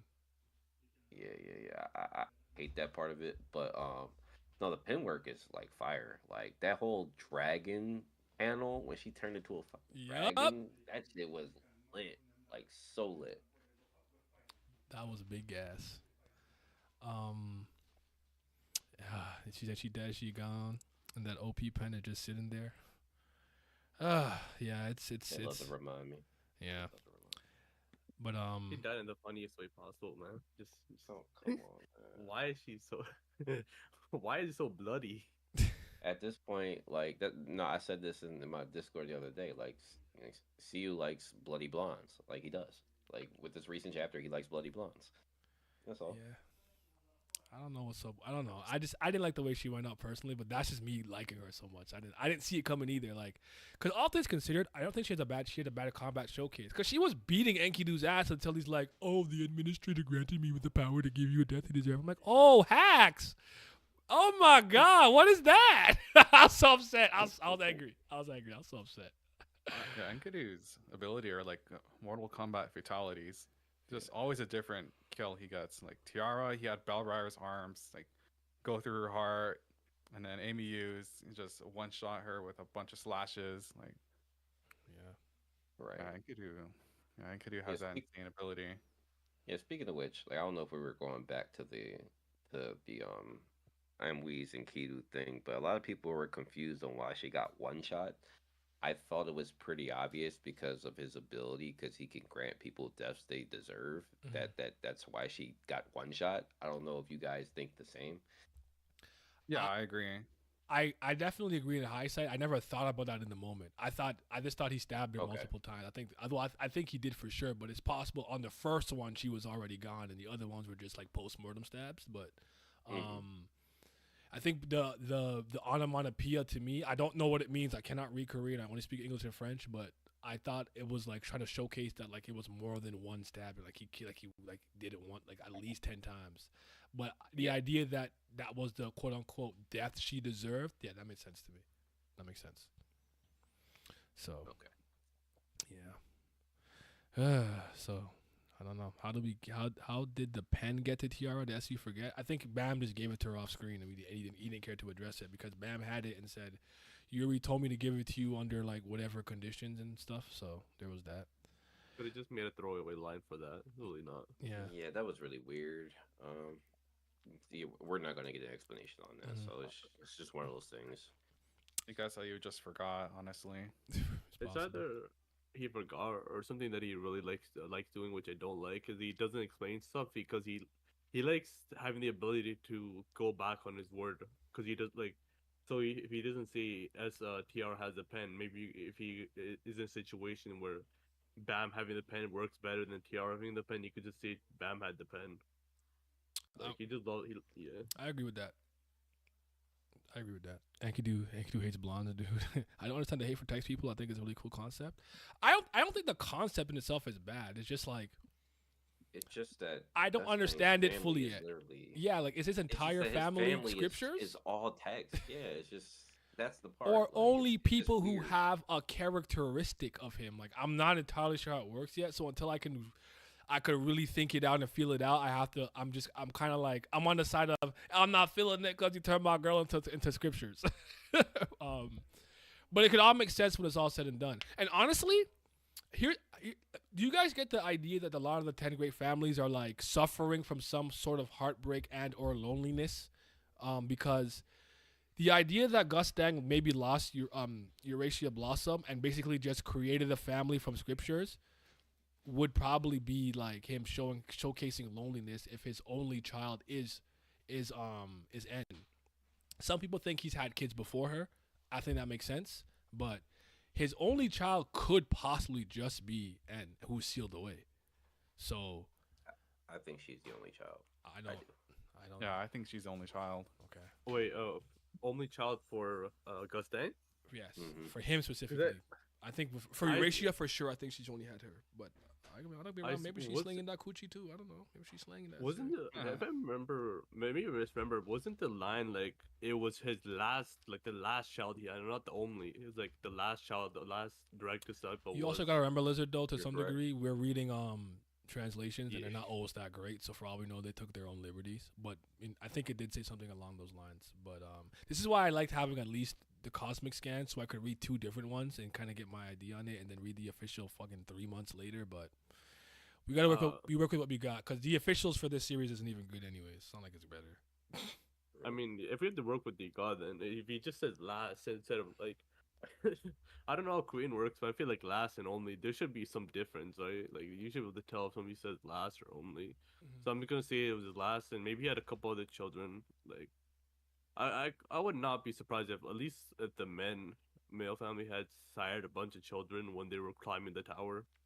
Yeah, that was my You best guess. Is like when they were climbing up, a couple of stopped at a couple of brothels or something. I don't know. So they had some kids on their way up before there was even rankers. But I don't have the answer, know, Sway. maybe they have some kids outside the tower, right? Just Ameu's got the Gigsar treatment. Imagine the place they are now is a place where Ame's tomb is. That'd be kind of crazy. Yeah, he came. I thought that first librarian guy would have been a little bit more than he was, but he's got one shotted by Yama, if I remember correctly. It's one punch. Like, wow, okay. Can't believe Arya got to survive her beheading, but Tiara had to suffer SIU's blonde wrath. I don't know what he's talking about. Bam having the pen and Tiara getting it. SIU might be losing it. That's terrible, to be honest. I've spoken about it before. I'm like, it's not something that's on my mind for this stream, I guess, because like I've already talked about it. I was like, I just let it go. Like I didn't I have the will strength to say fight. Go ahead. it was very strategic to go right into the flashback as that happened. Like that if we would have continued along that path with Enkidu and Tiara or whatever, people would be talking about it. But because something bigger happened, we forgot about it. Yeah. Moved on. yeah. I honestly forgot. Honestly, probably the biggest reason I was shocked is just the fact that Tiara had a lot of good chemistry, or, like relationships set up, like her and like just her and Yuri, and just to like SAU just I cutting all even that liked her away. and Mate, Yeah, doper, concrete, hard booty ass. but, like potential story. I don't want to see storylines, but potential like things that SAU could have worked with, and he just cut it out of nowhere, just to hype up Enkidu. Is crazy. Yeah, exactly. Yeah, I Yeah. think that's why he did it. So like everybody can be alarmed with Enkidu's abilities, so that they can set him up for this next little arc going on. Yeah. I'm more interested in why his powerful members are text, only indirect descendants are not. I think this is one of those. I think that's one of those things like the scriptures and the pen. I just got like the pen. I mean, I've made my peace with that. But with the scriptures, I just gotta wait and see how it plays out. Tiara full power versus Dumas, who wins? I think based on what we've seen, we'd have to go with Dumas. 'Cause I think Dumas has the armor and like heart gimmick, which gives him an extra leg up. And I don't know the full limitation of the pen, but I'm still betting on Tiara. I'm betting with pure emotion, no thoughts. Plus 20,000. I second that. Yeah, he's TOG's Yuha Bak to me. Who is Edwan? Who is? I'm wait. I read that already. In Ame's tomb is the place the game is taking place. Gus choosing a place would be diabolical to emotionally shock him when Trauma gains his memory. I guess if you believe that, so a lot of people believe he wants Trauma to get his memories back so they can work together to take out Zahard. That's what some people think, or like to get Trauma back to his original personality. Because it seems like as far as the people who discarded their memories, he's done it the most. That's my best guess. Because even after we first saw Trauma with no mask, I called him femboy with the lips, with the long hair. I think he had just discarded some things when Gustang pulled up on him. But maybe that's how this flashback ends. I thought it already clarified that all the members of the book club were text, so they may be the only ones who are text, which is funny because that's all the important ones. SAU is kind of funny. Maybe I missed that. Maybe I have to go back and reread that. Maybe you're right, Folded Ghoul. You're welcome. Would make more sense if she's only one of his children. I like it better, but again, we'll have to see how it all shakes out. Imagine Enkidu stabbing Ames lasted for hours and Trauma is still dead the entire time. That'd be insane. But that means he was really in shock, though, unless he just like, keep going, bro. Nah, at that point he had to let it happen. Yeah. I would have loved it if Tiara was his blood daughter. Makes him extra protective, which is why she refused to be a princess. People still think the chess game will happen. Well, I wouldn't be. I get it. The K9 Tooth Festival didn't really happen. We never got the Cooking Mama dating show for band. None of that happened. So fair enough. But all right. Hold on. Guys, with the Creeper stuff equals how I think Quincy's and Stern Raiders made from US. Oh, I get. Okay, I got you. It's interesting for him to be the first people we see kind of create life because it was said Enryu can do that. That was kind of his gimmick to some degree. If it was a rumor that Lou Roro was spouting, I believe, but replace that with Gus book magic, I guess. Yeah. How do you guys feel with this whole memories thing, by the way? Like putting memories in Leviathan, putting memories in the book. Like, how do we feel about that? Because that kind of plot line is a little jarring to me. We're here now. It is what it is. But I didn't fully love it originally. I don't love it. Um, I'm I'm interested just to see. It's a I guess it's a solid way to kind of bring in the history and the lore of everything that's happened because the time frame in this series is so fucking crazy, thousands and thousands and thousands of years. But yeah, it can be a little bit I guess jarring is the word. Mm, Lizard. Sorry, what was the question? My bad. Oh, like, Ah. I'm gonna I'm what gonna was, I'm gonna keep reading the chat. I still like it if it's revealed Zard forced Trump to change and Gusting found out could tie into Amit said that Trump changed so much. What do you think about this? In the last chapter, Troy controlled Enkidu and learned that he could control things other than animals. Therefore, he used Enkidu to control V's body to kill him and make him tell Arlene to return her companions. We spoke about a little bit the idea that it's possible that he controlled Enkidu. We don't know if it's a fact or not. I don't. I mean, that's an interesting scenario. I don't know. That's my favorite scenario. If I'm just going by pure headcanon and what I want to see. Um, but no, fair enough. How would you guys feel if Yan was one of the people on the ship? She was captured by the boss, and her goal is to be the new family head. I'd be so hyped, man. Let's go. I love that for her. Yeah. Animal. Yeah, that would be cool. I mean, I haven't heard much from Eon in a very long time. Hmm. Okay. Oh yeah, I was asking this question. If this book of memories was just being held by Gus Dang's family this entire time, why didn't he just go get the book way earlier? I don't know, man. That's my problem with the whole scenario. I didn't understand what's going on. Like, you can't just go get the book yourself. Like, I didn't. Who's gonna stop you? Like, I just didn't get it. Like, I don't. I There's certain things with with certain series at this point. I You gotta stopped accept. stressing myself trying to understand it. I just let it go. Just let it go. Well, that way, I have the thing with the memories. It's like they're getting the whole memory because, like, even in this memory flashback, they're saying, "Oh, we also have memories that are already sealed before." Like, are these memories the memories you already have? Like is there like two seals on his memories? Because I think so. like they have this seal. I'm guessing I let's think say when V and Arlene and them split, I think maybe there was a memory so removal. like so like Gus saying, is he getting the memories from this point and also from like the original So what from they remember? so from even before, I don't know. I don't have that answer, Soy. I don't. Yeah. Because it's like, wow, the way we're gonna get another book where he has to unlock it to find other memories. That's kind of why I was asking you guys kind of thoughts on it because I was like, I don't even like. Again, I'll just see how it shapes up. Sometimes I'm like, you know what? I'll just see how it ends before I could. But I just didn't love the idea. You'll lose your mind. Yeah, You're gonna yeah. lose your mind trying to keep it all together, man. Yeah. Just let it happen. Yeah, and then this is why this is why I would say certain things like I'll just comment in hindsight, in retrospect. So Yeah, and, that's a really good point you bring up. yeah, Yeah, because Tromrai, he was saying that like they remember what happened, but they don't remember how it feels. So yeah, there might be like two segments of memories here. hmm and then Traumaray probably discards even more into Leviathan, right? Yeah, Probably this whole exactly. situation here. So he probably has lost the most memories, and sometimes because of the way he comes across is very he's a little distant and aloof and kind of not there sometimes, even though he tends to be aware of what's really happening. I wonder if it's because he's missing so much of his memories that his true personality can't kind of shine. But again, you gotta do a lot of I'm waiting and seeing for this. unpopular, but most people in my community know I'm of the belief that there's a difference between feelings and memories. There's a removal of both, and they kind of go inside each other. Hmm But like that kind of like with what he just said with they remember the event, but they don't remember how it felt. That's like I take that really literally. Especially when like for when the recent flashback with So they remember um it, but they uh, can't feel the emotion. Okay. yeah, and it depends on the emotion that we're talking about, and that's what I believe to be the whole change in the whole family heads to begin with. Like the whole change is all had to do with their feelings. Like they can remember certain things and things in the past, and they were kind of talking about it at the table that things they can remember. They just don't remember what those things feel like.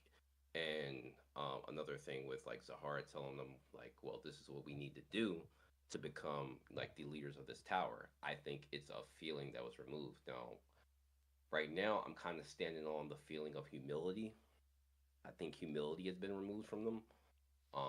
Only because like with Lee Rank saying when she had her whole spaz out moment in the house, where I thought she was gonna burn everything the fuck down, but That was hilarious, she by the way. said I love that moment. It was really good, but she said that now that specifically she said now that we can slaughter thousands of people without feeling anything, and again I took that very literally. Like there's no humility there, Mm, so I see I what don't you're know what you cooking. guys think about that. I see what you're cooking. The idea of what they lost gave them the ability to lean more into being ruthless rulers of the tower. Mm. Um, And I think that's the change that like and Weeze is talking about in Traumery. Like she doesn't want to watch him become that type of being. I think did she say I know what you and Thing are doing behind the scenes already? Were you and the King or Yeah, Zard, right? the Diddy parties. Yeah, the Diddy parties. No, Relax not, on the hard, man. no, not like this. Because because people ask me what do I think. I'm like maybe they already started some workshop stuff. If not, maybe the Gus thing, or maybe they already started trying to create beastkins or like experimenting on animals and the divine sea creatures of the tower. So it's crazy though. He's not them over there having them Diddy parties, man. Come on, Trom. Yeah. Zenu. I know Zenu. He's not in here right now. He was the one. He said he was on a flight. He's the one that kind of pointed out like, and I didn't go look at the panels yet, but he said there were certain panels that looked like they could be like the beginnings of the red light district inside Traumery's newly built home. Okay. Um, and that would make sense to me. That's kind of what she sounded like she was hinting at. So Okay. That makes sense to me. Let me just catch up to the chat again. Uh, wait. I'm interested in the mistake they made in the flashback and if that was their contract for immortality and giving up a fragment of their humanity. But yeah, what do you guys think? Do you guys think they had to give up this for the immortality contract? And why was it different? See, that's why I need to see Hendo. I need Hendo so badly. Cause why does Hendo have to literally have sex for his lifespan and siphon the lifespan from his children? He got to fuck for his life for real. It's crazy. Yeah, a lot of people are trying to equate the immortality with the loss of like their humanity or something of the sort. So maybe I if don't okay, think so okay, personally.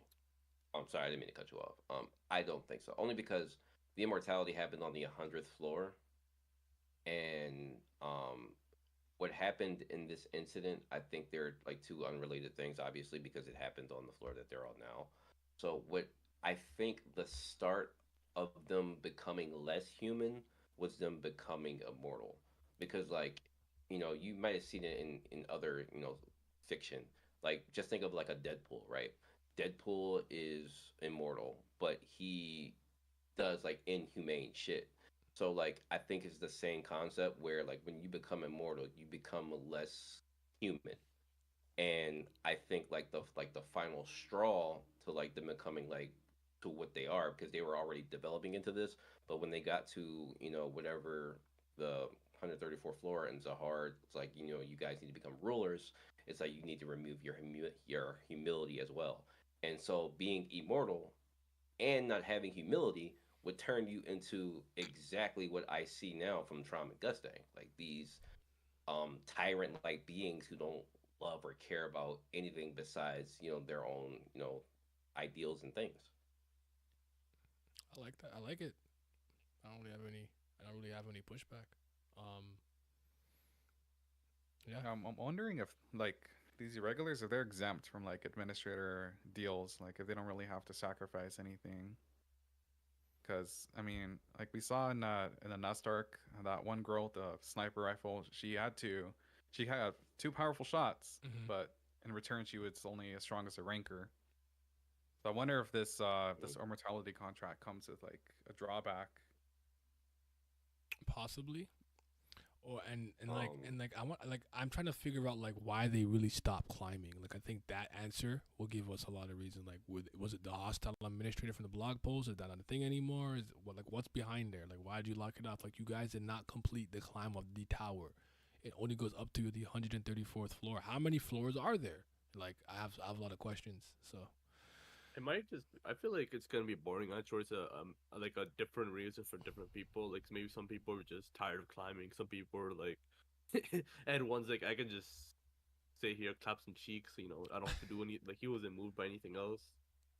Maybe some people are like trauma. I don't like. I feel like there's gonna be different reasons. I don't think it'll be like one in reason where they're like all agree. Because from what I've seen from the family heads and all the great leaders, like 13 great leaders or whatever, is like there might be a friend group, but not. I just don't see them all agreeing on one thing for one reason. If that makes sense. mhm. Like I don't know, like from what I've seen, like they don't really agree with each other that well. mhm. Yeah, they got their little disagreements and whatnot. The memory Uh, gimmick is annoying. It's so annoying when the MC is giving violent info and the MC's actions are based on that info, but the author won't tell the readers. I mean, how could this nigga tell Arlene to go back to her comrades after his son was killed? True. The Ella plot wouldn't work. That would require SC to remember she exists. Ever gonna come back top 30 in the tower? I mean, Ella, it's literally like they're compartmentalizing their own self to be rulers, which does fit Jihad's whole ideology. To be honest, becoming shells of who they were. There's a hard parties must be lit in the red light districts. They had a procedure done to turn them into sociopaths. Ella, I'm talking that Zahar might really be the TOD universe's Diddy the Diddler. Not like this. No Yeah. disrespect. That's Ed One. To go anybody, man. I don't know. That Trauma definitely there looking at some spiders do something weird. That I mean, yeah, he is the one that like out of all of them is like that we've seen is willing to like to do experiments and shit. So it makes the most sense, right? mhm. Yeah, like um you put Laura with the sea snakes to breed out right Chiliol. like he's Diddy party. and like the one that I always say like joke I always make is with Wang Wang and then Nea and he's like I can't wait any longer breed her to bro what Literally Diddy. what did you just say to me? What's going on? Oh man, LaFave, my queen. Yeah, shout out to LaFave, man. She had the rocket launcher, the boots, the like. Nah, she moved me. She moved me. But the Lobo BF family got a lot of good looking women, from Elaine to Alfine. True. Like True. yeah, like they even the bloody girl with the chupacabra. She looked good. I'm not messing with all the blood, but she looked good though. Like they got a lot of good looking women there. LaFave's one of them. I don't know if it was Spider Mommy, but that's interesting if you're into that. Dark Souls looking boss.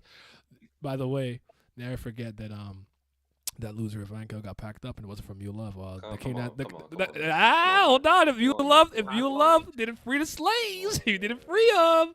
Shout out to the Blue Ore. Shout out to the greatest. Shout out to Chicken Love Club. Shout out to Blue. Shout out to baseball. Shout out to my guy, bro. Ah, God, that one moment is such a stain on Ivanko. I hate it. I hate it so much. It literally fueled my agenda because I don't like Ivanko. I don't think Ivanka lived up to number 60 hype at all. I don't. She does not move me. That's just me. Don't worry. You have people in the chat because I be going for her neck, but I'm not here for that today. It's okay. I'm not. Ivanka's fine today. I'm not gonna go at her. Did someone die and another get hurt? Maybe. So you can't come up with a good reason why they stopped climbing, so he's just stalling. I actually wanted to ask that a question related to that. Let me not forget that. But hold on a second. Naya, some of us believe that the lost memories that connected them to feelings they remember, events, but not certain emotional ties. They lost the feeling as a result, hence changing. So let's say the thing that I did was there was a building, I blew it up, and everybody was home. Literally every tenant was in the house. Was in every apartment. I remember doing that, but I don't, I guess, feel bad about it. Like the emotion's not there. Like, yeah, I like blew up that building, but I'm chilling though, I guess. Yep. Okay. The One Piece is on the 135th floor. Imagine Zahar only selected women who look like Arlene in the red light district. That wouldn't shock me, honestly. Hi everyone, by the way. What's up, Croc? What's going on? I'm inclined to believe that he tried to clone her. To be honest. Talk about it. Okay, the thing I was gonna ask is, do you guys actually think that he knows what the catalyst for this true war and rift between V Arlene and his followers and their followers and like the other 11 warriors are. Because Patagana saying he's just stalling, there's a part of me that feels that.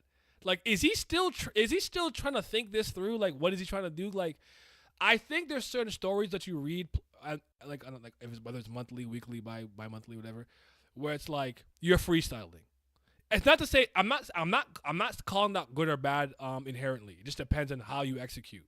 Where it's like every week you don't have anything, and then from that last chapter you try to come up with the next chapter and not contradict things that happen. And there are some people who really plan it out before they even start their first chapter. You know what I'm saying? That's how I work, right? Do you guys get that inclination at all? That maybe he doesn't even really know yet. He's just kind of trying to figure it out and go at the same time. Because I definitely get that inclination. The Ame thing kind of gave me that thought with the way that she went out. I'm like, okay, I thought maybe her death was really the catalyst, but maybe I'm not. Maybe it's Icarus. But what do you guys think? I don't know. I think he has a general idea where he wants to go with it. Because there's evidence of that. Like, just to like kind of answer the question a little bit of like what exactly the reason is. Um, I still like take like Dada Zahard as like a kid who's like having fun and like treating this like it's all a game. Mm-hmm. And then you have the contradiction of that, which is V. From what we know about V, he kind of is like a people person. He is the people's champion. Like the way Ed, kind of hyped him up was like he's the people's champion. So I think like that's kind of like where the difference, I think maybe there was kind of like a discussion where maybe they got an inkling on like the towers they're getting close to the top possibly, and Zahar, this is like somewhere where he dominates, like he's really good at it, and he doesn't want it to end. Like kind of like I've always seen Zahar as kind of like a Peter Pan type, where like this is his Neverland. Like he doesn't want to leave. He enjoys it. He loves everything about it. The only thing he's really missing is Arlen. So, you know, to and this is goes all back to the Zahar's evil thing. Zahar devised a plan for whatever reason, to usurp kind of V, because that's how I kind of look at V as like the leader of the group. Me and Beforehand, you are because aligned. he's a Me and people's you are person. aligned on that. I think V was really the one they messed with in the follow up. Maybe Zahar was still stronger, but I'm with you on that. Keep going. Yeah, yeah, and you see that in like a couple different stories where there's like kind of like a two-headed monster sometimes, where like there's two leaders, and I think like V is obviously the people person, but Zahar like absolutely looks at them like dirt, like he doesn't care, like this is all a game to him. But you also have my woman, so I think like there was like just a ploy to one like usurp V's position, within the group with less power. Like, oh, you want to side with the bugs, then you go ahead, but I'm gonna become king, and forgot where I was going with this entire thing, but um, yeah, I think it just comes. Yeah, I guess how the rift started, No, or like Zahar. I don't know. yeah, I just think it all comes back to that, and like the way it was described this chapter. Sorry, now I'm back on my chain of thought. Described this chapter was that it sounds like there was a promise to the people to basically defeat the tower, like to climb the tower, is what it sounded like, and it sounded like they kind of went back on their word a bit, like, yeah, nah, we're not gonna do that. And that's And when they that would started cause committing the people to go atrocities. crazy. Okay. Yeah, Yeah. it would cause people to go crazy, because I look at it differently for the Towerborn, because you guys just entered the tower from the outside. These people have lived in this their entire existence, so they only know climbing the tower. So when somebody like a savior comes in and says that, oh, we're finally going to defeat this thing for you, and then you get so close and then you take it away, yeah, you can absolutely expect people to freak the fuck out. So that's why I kind of think why like V is on the people side. Like, well, like, yeah, I want to get these people, I want to complete this objective because that's what they want. But like Zahar, it's all a game to him. Like, nah, I don't want to do that. I'd rather rule over you people and like conduct my own games and shit, because this is fun. So that's my main thought behind it. Yeah. I have a couple things where I get the idea of I don't know, maybe it's just me. I'm like a Zahar fan, You are. but I feel like Continue I know though. how. I'll be right back. Keep talking though. but but I just have this like I feel like it would maybe it's just me. I feel like it would ruin Zahar's character if he was just like never if like V was like the real leader the whole time and like he was just because we know I mean it's a blog post we can't say we know but like uh, from what we know for so far is our Arihan follows hard because he's stronger than him and he has this respect so if this idea of like Zahar like if V was somehow the leader the whole time I don't know it just wouldn't work but I think it's gonna be like a situation where like, it's kind of like you know, like Wagner and Bam, where they're both leaders, but they're like Wagner is the emotional leader, but he's not as like he's weak. Like obviously, I don't think V will be as weak as Wagner, but I think it'll be a reverse situation where his heart is kind of like Bam, where he's the strongest and he like leads by his strength, but V is like the soul of the team, but he's not as strong. And maybe that's part of the reason why Zahar is like, yo, I'm strong. I'm the strongest guy here. Barlene's going with the weakest kind of group. If that makes sense. I'm inclined to agree. I would say that like Zahar, the problem with Zahard is like I think he clearly lacks the humility of like caring for things that are less than him.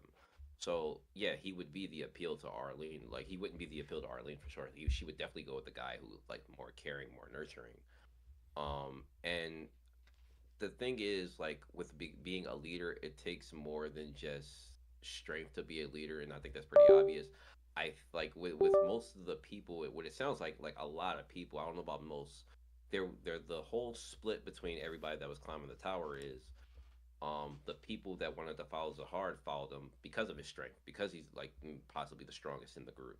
And then the other people went with V because well he's also like a leader in the sense where he's helping, what you would call the bugs or the Towerborn. And he might be like kind of like kind of like a spokesperson type, but like he's a people person. So that's kind of where the split happens, I believe. But most people just for their own survival would side with the strongest. Mm, yeah, that is true. But that's also another reason why I just can't think of V being the leader of the group. Is just because the Tommy Heads went with his heart, and I think if V was the leader, like I don't think Steph they cared Curry that much. was not the best player when KD was on the team, but who did the people really care about and follow? Steph Yeah, or KD? Steph. Yeah, Steph. That's how I I see don't it. think it's gonna be that. Man, I'm a KD's V the best hater, but player. yeah. Maybe Zahard stronger, but V ingratiated himself with the people much better than he did. That's my opinion, though. Yeah, Yeah, I but like, sorry, what were you no saying? no no. I was just saying I agree. Good. No, cause yeah, it's just more like if I don't think those family heads gonna be like I don't think they're that scared of like oh we have to go against Zard. It's gonna be that big of a deal. But yeah, I think V like Zard's whole thing is gonna be yeah. I forgot what it's gonna like. I had another point, but you know. Hmm. Yeah, I agree. Like, uh, just because you're the strongest, I mean, it's kind of brain dead to assume like the strongest person is automatically the leader. It's like they might be good at some things, but they're not good at everything, you know. So like, V is probably more of a people's person, and Jihad he just has brute strength. So yeah, it would make more sense for like V to be the leader, while Jihad is like kind of the brute force. Like he's just the strongest one there. Yep. The leader, I just think V Zahard has that natural chemistry. Like I mean, we know Wagner is literally Zahard's son, whatever you want to like. He's related to Zahard, and we know he has that natural chemistry. Like he was able to get like that crazy fire guy on his side. Like he's thing. I think that the same thing is with Zahard, where like he has his natural chemistry, like natural charisma. I mean, of being able to get people on his side. Maybe he doesn't just, like he's not like he just basically like he'll show up, he'll do what he wants, he gets people on his side. But Ultimately, sorry, it's all headcanon. We don't know for a fact, but there's also like this one scene that always stuck out to me with Zard was when in the floor data floor when he pulls up and he's like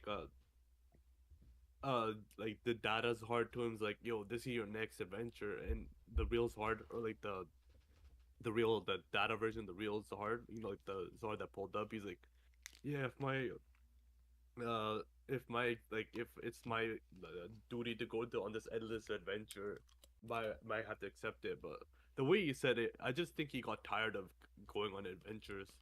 Maybe he saw the future. Like that was the first time he saw the future. He's like, Hold maybe it on, was doesn't that the stop clue? here. Endless. There's no top. Just an infinite amount of floors. Maybe he saw the future and he's like, yo, if I don't stop here, I'm just gonna have to go on adventures for the rest of my life. And maybe even somebody like Zard, who is known as the great adventurer, maybe even he gets tired of that. It's like, you might love something, but you have to do it for an infinite amount of time. You're gonna get tired of it. If that makes sense. Okay, put a pin in that for a quick sec. Honestly, Lofa be a fan is pretty dope. Even Trauma still got that drip. I mean, he look good. Van Cloud nothing but stains at this point. Yeah, if Van Kel's rank implied she's a lot stronger than what she showed, but their rank was inflated by her position as a full ruler. This is why I started to think that recognition and influence might actually matter more than power. I don't know where you guys are at with that when it comes to the rankings. What you think is most important? Recognition, influence, or power? Or how would you rank them? I guess because I think power is at least second. So, where the hell was I in my chat? Cloning the girl who rejected you is giving AI girlfriend, not stalling. You're just building up to it. Hendo could have wanted to keep his humanity, therefore he didn't initially accept immortality. He later came back, but was made to do an inhumane to earn it. Ooh, that'd be crazy. I think he has a long term, but some short term he flows around. What if he has multiple ideas for the fallout, but doesn't know which one to use? That's a possibility. He's stalling until Liu comes back, so we can ask him what he planned. Yeah, our joke is that I tell you it's like the three lords that rotate. So when it's good, it's like good. It's like as like what was it? Is Liu, Siu, and who? What was the last one? I can't remember the last one we made up. I've been saying this for so long. The SIU is not a writer that outlines ahead of time. He has general ideas that are like bricks, but it's the fans laying the motor to fill in the gaps for him. That's fair. That is true. The tower went from its goal to be climbed and completed to instead being ruled by the ones from outside because of a collective of irregulars that decided to climb. Remember, Dado Dewan respected and would have followed V, a man of the people. In this flashback, he is now. We are told he is the most discriminating against others. That is an interesting line that he got. That was said about Kunal Dewan. How did you guys interpret that? That he's like nice or whatever, but he's like the most discriminatory against other people. He racist. What's up? I didn't know how to really interpret that. Like, I'm kind of just gonna like I've been just kind of playing it back to just kind of watch what he does and says. But like that's kind of really broad to say he's discriminating against others. Like I don't because like we know that they all discriminate against like Towerborn, right? So like in what regards are we talking about? That's all I had a question. Mm-hmm. Well, I'm honestly surprised because like same with like Edward was just clapping anything. Remember like Kun Elliot was like what was Kun like it seems like he's okay, but no, I guess not. I guess when he's not in the bed, it doesn't matter. He has no respect for you. But that could also be a sign of no respect because he just runs through them, doesn't care about them. He just sees them as an object for his own pleasure, and then he moves on. You know what I'm saying? That could also be a part of it. I thought what they were trying to do was try to like set the foundation for why the Kun family is so naturally cunning, conniving, and underhanded and sneaky. I thought Okay. the wording was strange, but I thought that's he was trying to lay down like that idea and concept because I would argue aside from maybe Kunal Dwan himself is probably and Ran are probably the most two outliers in some ways as far as the Kun family to me, but most of them seem to be cerebral, you know, underneath the surface, they're scheming and planning and they're menacing, machete type beat. Aguero has plunged his hands in the dirt to win some conflicts and stuff like that. So I thought that's what he was trying to do there. I don't know if you guys agree with that, but No, I agree with that. That makes the most sense. okay. Yeah. Let me just pause on like the current stuff for a quick second. Let me just kind of ask you guys some general questions because I am curious. Like kind of like the first one that I asked. Animal. I want if you kind of have like a general top five, even if you have to go in order if you don't have one. But who are like your five favorite Tower God characters? I'm curious. Oh my god, I really haven't thought of that. Too hard. Do you have a favorite though? Uh, Well, as of recently, Dumas. Okay. Dumas is badass, and then probably second would be Luzlek. All right. Then I'll have to think about the next three, but those are my top two so far. All right. Mark, if you My only guaranteed slot, not at number one, is hard for sure, okay. but Goat, the man. other four are interchangeable. So Gustang, um, Jinsong, Bomb, and recently I don't know if I want to give it to yeah, it's probably TR. Nah, she cracked my top 10. I'm not mad at that. I yeeted Yuri to 11. I slid her in. So did I. So did I. I yeeted Yuri. I'm not gonna hold you guys. Lizard, go ahead. Top five, Wagner, Iowa, Zahard,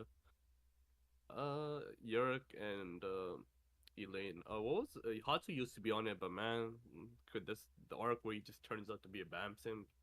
It's not moving me, man. He could, if he go does something better, he might come back up. But yeah, Mm, shout out Elaine, man. Not in the Omi arc that she's supposed to be in. yeah, I almost felt like she should have had something more to do in the Lopa BF centric focus arc, but it is what it is. Can't be bothered. You guys know with me, Mule Love, Elaine, Anak, and I don't know where I don't know who I'd have at 4 and 5 for the time being. I haven't thought about it. Luslik? I don't think he's that high yet. He's not that high yet. He's probably You're right. he's orbiting like the 10 spot ish around there. He's not. You know me. I primacy bias is my thing, not recency bias. That's like Mule Love's been there since since antiquity. Anaka is still my second favorite. Same thing with Elaine, aka Kaizen Hunter. Like I don't really change like that. Mazzino's probably fourth, and then fifth. I'm gonna do another top 10 video. It's been a while. No, Ran was my first favorite. The first time I read Tower God Childish, because I don't know. I thought he was cool. But then when I reread it, I'm like, I like Mule Love. This guy's the goat. Um, Mhm. I don't know. I don't know. I don't Best know. thing. I don't know Alright. who I'd have there. I don't even know what my old list is like. I have to look at my old video. But yeah, I'm gonna do it. I'm gonna redo it because it's been a while. Because even Calivan was in my top 10 for a while, but he hasn't been around doing much. And the joke is that he's still on his knees when Trauma Ray came and he had to bend the knee. He's still on the floor, just kneeling. He didn't get up. Cause I like 100 bands Calivan. That's my guy. So he around there too. So I know Crocker's gonna drop for you for Crocker's sure. no longer. I don't fuck with Crocker anymore. Fuck that nigga. Karaka? Oh god. Vomit. I've been done with him. I sold all my stocks, bro. All of it. I'm not coming back. last top 10, he was like, well, he's top 10 for sure. I'm pretty sure in your last top 10. Now he's gonna be like top bottom No, 10. Man. no, he's no longer. He's no longer. Listen, I saw the leader of FUG. My Slayer is loose leg. Okay, that's until we see Imor and Pepper More the Seto, whatever the fuck his name is. I'm chilling. I'm waiting. I'm waiting. Can I ask you guys your opinion on Yasuracha and Yama as characters in general? Like, I think Yasuracha was a very strong season 3 character. I don't like how they dragged out his death, but I think Yama has actually fallen off since he was first introduced. But what do you guys think? Just curious. Um, No, yeah, go ahead. so yeah, Yasuracha, he was cool. He just needs to die, man. Like I'm not like he's over, man. Just, I'm tired of this letting him run out thing. Yama, man, like Naya said it before, but the whole backstory of like I know it's like not it didn't end up being canon, but man, that the original backstory where he was like this drug dealing mafia boss type thing, and he was like the way he got back is like I feel that there was much more potential there in his character, and then he just turns out to be this like typical like battle shonen, uh, he's a bad guy, but turns out he's actually soft in the inside, and he's like secretly saving everybody type beat, which is cool, but it just doesn't work here, and he turns out to be some like he turns out to be so bummy, like he's like the scene where they're fighting Dumas and he can't even do anything. Like he can't even lift God. hair. That was so sad, man. Like he doesn't move me at all. You're nothing interesting about him. He's just a typical, yelling and screaming thing. His raw moments are raw. Like he like we complain about Kun and Rag, but he got a power from just sleeping, man. Like that's not even cool. But yeah, he's such a bum. Could have been better. I feel it. Um, I like Gas Ratcha a lot. He's like the only one that was willing to really crash out, like the original crash out on Tron. Like fuck it, like I'm giving it all and I'm gonna die and I He don't got hit with that care. genjutsu I too. love It's that. crazy. And his backstory, how it's tied to Yama and his father was just like really well done. I think that was one of like the best background stories we got. For especially for characters that isn't that super significant to I the main agree plot. because we also got the importance of the machine and plant and the machine and plant god, and that started with Nenea Hmm. talking about it, and it's still relevant. So it's important. Yeah, I'm with you. yeah. So I think he's really good. I think the death was really like whack. The way it happened, especially with it being like um sped up by fucking Giz cars trash ass like god like that whole sequence was fucking forgettable as shit. But as far as Yama goes, Yama's like Kendrick Lamar. He lives for moments, bro. He's a moment to moment guy. He has his time and I then feel he like you just falls back disrespected. off. I feel like you just Yeah. disrespected Kendrick Lamar, but I'm gonna let you finish though. I'm gonna let you finish. I want to put it out there. I like Kendrick. I just was using that as a reference. But that's that's what they say about him. But anyway, like Yama has his moments where he's hype, like especially like with the recent power up, which was really weird the way it happened. I think that was like overcomplicated the way it happened. Like just give the man the shit and let it happen instead of having him go sleep on a fucking bed and he wakes up strong. That shit was weird. But That's a that was a funny power up though. Like I honestly just laughed. I'm like that's funny to me. I'm not even mad at it. But I, I get it though. I get it. But I just it, laughed. it was just a little weird, like going in there and sleeping on this man's bed with his pillow faces. It was just Yeah, like yeah, okay, yeah, yeah, yeah. uh, He but had that good that silk. I don't know. Like um, I need a nap like that, bro. What the hell? facts. But as far as that, yeah, he has his moments. I currently have stock in Yama right now. I don't think he's gonna get his ass whooped, at any point right now. I think he's had enough ass whooping, so I'm hoping that he doesn't become the punching bag of the revolutionaries. I know a lot of my community is not with that. They think that he's absolutely gonna get diffed by the boss. I hope that's not the case. Hmm. Animal. Yeah, with the Yama's power up, I mean, I think it was kind of more warranted than Cocoon and Rocks because it was kind of built up. Like with the fangs, he finally got the third fang, and then Hmm. yes, Racha kind of like gave him all the information about the hybrids and how to avoid being controlled with Traumarai. So I guess in a little rice pot, he gained all the information. And with Yas Racha, now that I think about it, it's kind of coming full circle with Traumarai when he made him kill Wing Wing. Like Yas Racha didn't want to, Hmm. kill Wing Wing, but Traumarai controlled him, and that's kind of what happened with like right here with Enkidu. Like Enkidu just killed Amy Hughes, even if Traumarai didn't really want him to do that. It's like out of his control. Yeah. Mm. Just just What? from my general thoughts, at the beginning I thought Yama was the best part of season 3 because I wasn't enjoying the cage and stuff at all with like the Canine Tooth Festival and all. It did not was not moving me. Dang Dang and Louis. I'm like, what is this, bro? But Ding ding. God, dark times. But yeah, because I really liked his like. I have a video calling him the king of the Houndborns and everything. Like I really was riding out for bro. Where I'm like, I love his like Shinsu passive. Like if you feel any fear towards him, it does. You can't even hurt him. Like there's a lot of cool stuff that happened. The fact that these guys' entire plan with like Kel Helm hinged on this dude not waking up. Like what are we doing? like like if he stays asleep, we could do this. Like dog, y'all so funny to me. To me, he started to kind of fall off more and more after the fact.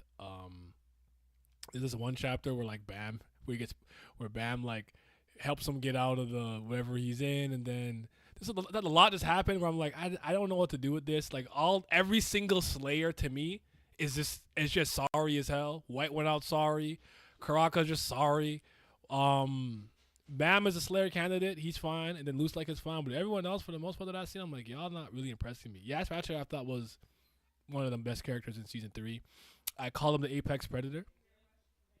because I believe the point of Yasracha's character was to showcase the a food chain in a sense. So he's an apex predator, and he kind of instilled that into Kendrick Dial and into like Haracha a little bit and gone to his side. But it's to show you there's always somebody up the pecking order. That ultimately, Traumaray is the great white shark. He is the apex predator. So I guess you'd be a predator, and then the apex predator is Traumaray because he controls all and everything. So building that up there, I thought he did a great job with the Yasracha. I just thought it was stupid to drag his death out like, oh my cores, I might die in like 6 months. I'm like, bro, what? Like, just die or don't. Like, what are we doing? What are we doing here? That's the part I didn't like, but solid character. I don't think their relationship would build up well enough or strong enough that they could carry a chapter. I thought their little like adventure with the book to find the book was really boring. With the first librarian and the handcuffs, I like literally was fighting myself to stay awake. Like they don't have, you don't have that aura. You guys are I not, didn't like it. y'all not that duo. You're not that duo. So yeah, but he's cool. Scope asked us what's our thoughts on Icarus, so we can kind of circle back into like the flashback and stuff. Yeah. So what's going on with Icarus? Because I thought Icarus could have been Ame, or Ame uses like epithet or like I don't know alias, but it seems that we haven't met Icarus yet, and we know that maybe we don't know that. I know that Rachel used the name Icarus, but we always used to think that she modeled Icarus's avatar off of Arlene. I don't know if that's true though, but yeah. What's our thoughts on the whole Icarus situation? Flying too close to the sun, like who is that? When is that gonna come into play? Like, what are our general thoughts? Oh. Oh boy, this is a tough one. Only because this recent chapter didn't give me what I thought I was gonna get. This I was my was least favorite always a flashback chapter, by the way. It's not bad though. It's my least favorite one. No, it's not bad. It's just so I thought that and Wes was Icarus, as many people did, and I kind of expected like even like I said it to the community that it's possible that in her wrappings, because the dress she wearing was weird, that there are wings behind it. Mm-hmm. You know, and with this we didn't get that, and I was very disappointed. Now there's also the possibility that the stork are her wings, and I kind of expected to see the stork kind of like disappear and kind of like maybe reattach its wings to her back. Didn't get that either. That's You know, interesting. it's I still like a that. possibility. It's still a possibility in the next, in the next chapter, but I'm not very confident right now. And with that being said, my theories are all kind of dead if she isn't that. So I'm a little bit of a struggling place with that right now. Okay. Yeah, I'm kind of in the same place as you, Mark. Like, I really thought Icarus was Amy Hughes because, I mean, there was a lot of symbolism, like with the window. She's looking up. She wants to break free. She wants to, you know, get all the way on top of the tower and go keep climbing. But, I mean, she's dead now. So, I mean, that's out of the question. My second best guess would be that Icarus is Arlene. But other than that, I have no other candidates. Uh, Icarus. Maybe she's not important to like Traumaray's thing. Maybe Traumaray was like not an important character for Icarus, right? Like, like like this, like maybe Icarus to him was just a random girl that was with them. But if you point to somebody else, like obviously V or something, it'll be a bigger deal. But yeah, I think we'll like we said there's like two memories. Maybe she's probably gonna show up in the earlier memories of them. Like I don't think she's like I think that they definitely met her already, but we just haven't seen her. Like maybe she's gone somewhere.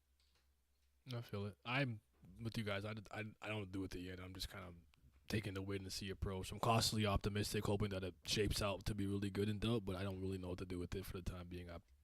I kind of have what Mark had, but a lot of thoughts and opinions that I had, like, gets kind of debunked when certain things happened.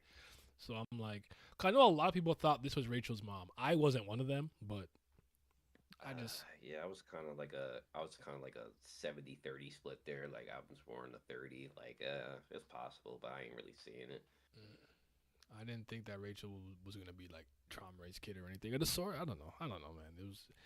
There's a lot of mystery and things that are kept from us that I don't think always makes the most amount of sense. But again, we'll just have to wait and see. Charles and Jabez asks, how do Mark and Animole feel about the Bam versus White fight? Back in the Cat Tower. Did you guys like it? Enjoy it? Thought it was good? I think it's one of the worst parts of Tower of God, personally. I don't like how it ended. I would have preferred Bomb just beat like just won the fight. Mm-hmm. I didn't like the intervention. I think like the dark change mode was like cool and shit, and like his rage mode was cool, and the White's like panels were really cool, but it was a mess. Like when we were just talking about like art style and how like it's just fucking Shinsu flying all over the fucking place. Mm-hmm. Yeah, that fight was a lot of that, and a lot. It when you get so much of that, it can become overwhelming and kind of boring to a point. So I felt like that fight was just like the epitome of what that was. Like even with the Urek and Lustlike fight, like they did have that, but the fight was so short that I didn't care. But with that fight, it was just all over the fucking place. And yeah, the intervention between White and Rack was kind of whack or whatever. And then Power Up is still a controversial thing to this day to most people. So it's kind of like okay, but if I had to rate it like out of 10, probably like a 6. Okay. Yeah, I like the fight up until the very end. Like I pretty much agree with what Mark said here. Like everything was good except like Kun and Rock did not need to intervene. I mean, I think Bomb had it all under control, and but the only reason Bomb struggled so much was because he was trying to take away White's power for whatever reason. All of a sudden, he got really power hungry, and he wanted to take all his power away. And if he wanted to kill him, it would have been a lot easier. And like one of my theories during that time was like, well, what if Bomb separates White's people, like all his brothers and sisters That in makes the sense. body? Because But that didn't happen. He would have he met them during the Hell Trains, some of them individually. So when Hulkin was the main host, so maybe he didn't want to destroy them because White's a dickhead. That makes sense to me. The reason I Yeah, didn't, and then yeah, go ahead. and David wanted to be he wanted to be departed. He wanted to continue his own his own story, but none of that was granted. It just Vicente took over. Yeah, Yep. yeah. I don't know. I just think it was one of the worst stretches of the series. I just think all of it's bad. Um, I've talked about it ad nauseum so much. I don't even like really feel like going through it, but just like TLDR, then I think like the time manipulation thing and bringing thing back to life. The dark change was fake to me. I don't think Bam is really friends with Arcaptor and Prince. If you're a good friend and you want to make me care about that, you have to have them actually communicate, talk, hang out, even if they're not on the same floor. Check in. You don't check in on them. Like, bro, these guys are not your friends. Exactly. Like I said, I didn't think the fight was interesting to watch. The Bam just basically started throwing bangs at him. The White's just deflecting him, and then none of it moves me. I just don't like it. I just don't. I when it was happening weekly and like weeks after, I kept bitching about it. I'm not going back there. So I'm gonna leave it at that because I didn't ask the question. Now the chat asked the question, so I'm gonna leave it there. But I didn't like it. No, fair enough. Yeah, and then everything before that was kind of like I was so sick of the fucking games, dude. Like I also think White was like just one of the like a best game villains, show. and to lose him like this was kind of weak to me. But go ahead. Sorry, I didn't cut you off. No, I was just saying like it was just like a fucking game show. Like every chapter was about a fucking game, and I got so sick of that shit. Like it was definitely a downtime, sure. I agree.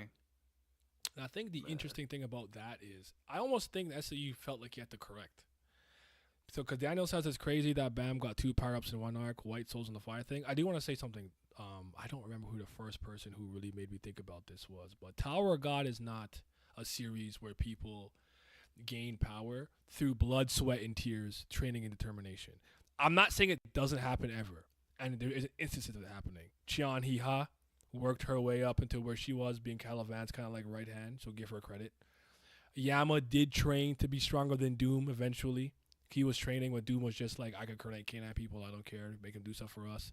Bam has done it with Hajin Song, with Evankel, with the dojos, learning different fighting styles when he ended up pulling up on Daniel and the Hell Train.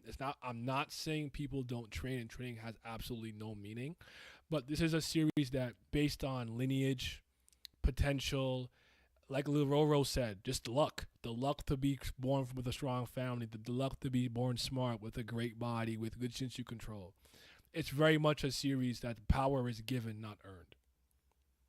And I think a lot of us just have to make peace with that. It's just kind of serious it is. Power ups are the thing that make people stronger. Getting items and stuff like that, or your lineage. It's not gonna be. I was in the gym 10 days working on this technique. That's just not how it works for this series. So I do want to add that caveat first. I do think that SIU in that moment. I don't know if you think he maybe made Bam a little bit too powerful, in a standpoint that he got the white crowned and like Leviathan like 2 seconds after that. I almost feel like because of that, that is why Yama got the retroactive power up through the flashback of having Arcanak resting inside of him when Nenea said go protect him. Also, Calivan got the boost from the electric storm, which was weird. I don't know how you guys feel about that moment when Liboric hit him with like the electric and the mist or whatever, and it powered him up. Like That confused me. I was really confused. because it's never happened in any other instance. I'm like, what is this? Yeah, Flash really fire in weird, Pokemon? Like you get your attack goes up if I use like fire on a flame user? Like I was so confused. Mhm. I didn't know what to do with it. And it's never happened again. But obviously I'm Team Caliban, so I took it. I was Team Caliban, so I took it. But yeah, I didn't, and I think he knew he needed Kun and Aguero to be Kun and Aguero was crazy. Aguero and Rack to be stronger. That's why they came to get a portion of White's power, because they were falling behind like crazy. So I think part of this was him trying to correct that, but I don't know. It's hard to say. Hard to say. Yeah, it's because the power gap was way too large. And yeah, so you was just trying to bridge that. Yeah, because you got like what? Season 3, I can't remember everything you got, but first it was the Canine or Houndborn transformation because Doom did try to turn him into that, so now you can transform the Red Thressa and stuff like that, the Blue Shield, everything levels to it. Then I guess it was the Crown and Leviathan, the Souls. There we go. Well, the Souls came earlier, but he did learn how to kind of use it and burn it, and he did the arrow teleportation technique thing, which actually I don't mind. That was cool, but yeah. So I mean, you didn't ask, but like the White versus Bam is such a. I just have like it's a small thing, but I just have the problem, the concept of them fighting over. Like I feel like they ruined. To me, one of the biggest things was like White wasn't even the main person behind the whole thing. It was Rachel. But so the fact that I know why White did it, but the fact that he took credit for the kill and made like all of Bam's anger go towards him, I feel like it's gonna hit less when Bam finds out. Oh, Rachel was turns out Rachel was the one that actually planned this and was the one that actually killed. You're assuming he gonna learn that. I don't think he's ever gonna learn that. What's up, East? He's gonna learn it to get that one page rage boost. And then Yeah. I know how CU works. Optimus Prime over there. I cannot hear you properly. Let's try again. East. Oh, we tried. Ed You said. said it was low? Oh, now we can hear you. I gotta turn you down though. What's up? Oh, what's up? What's up? What's going on, man? Sorry. We just talking Tower God stuff. Let me transition to the next topic. Then we'll wrap up soon. I don't want to keep you guys here for too long. I wasn't planning on going for like 4 hours. I promise.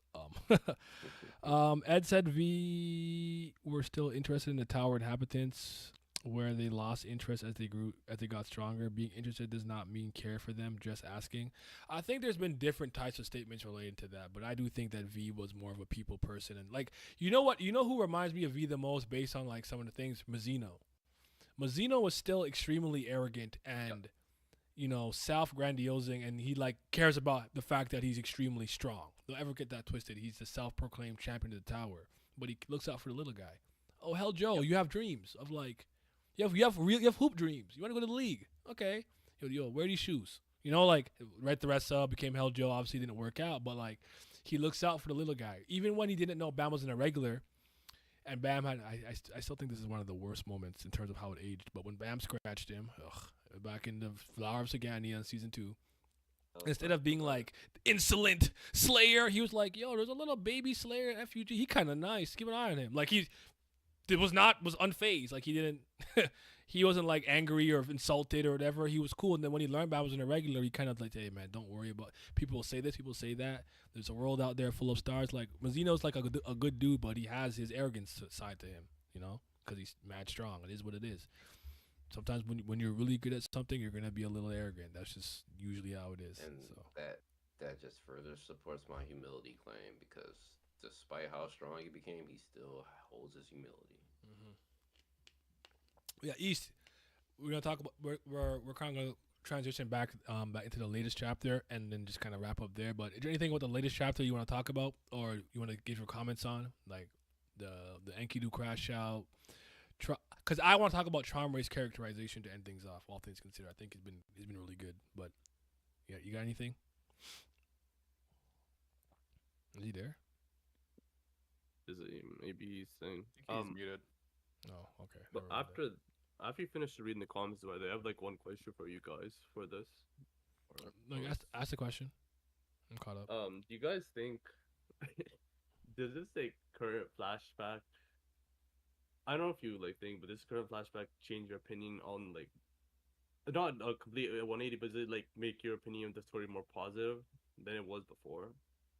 Because as good as this story, like as good as this flashback is to me, I just can't really get like hype about it because it's like the way I've been thinking about it is kind of like playing a JRPG or like playing an RPG where like the side missions are fire, but it doesn't matter because it's the main like as soon as you get to the main back to the main mission, it's gonna be bad. It's gonna be Side quests are hitting with the main quest, the main objective not moving us. I'll let you guys go first. I'll answer last.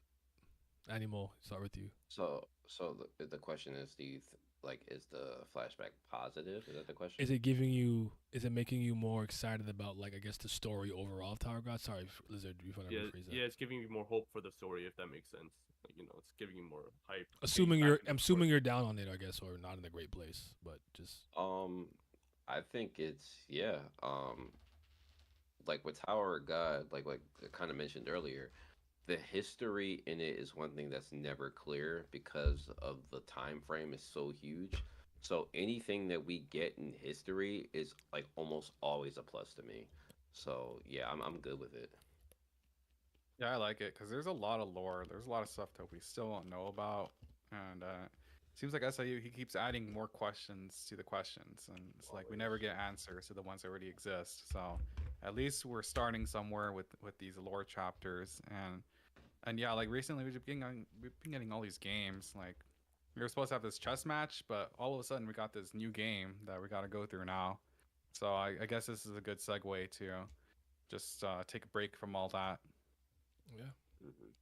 The great analogy that he's my man. This is more like lost save data.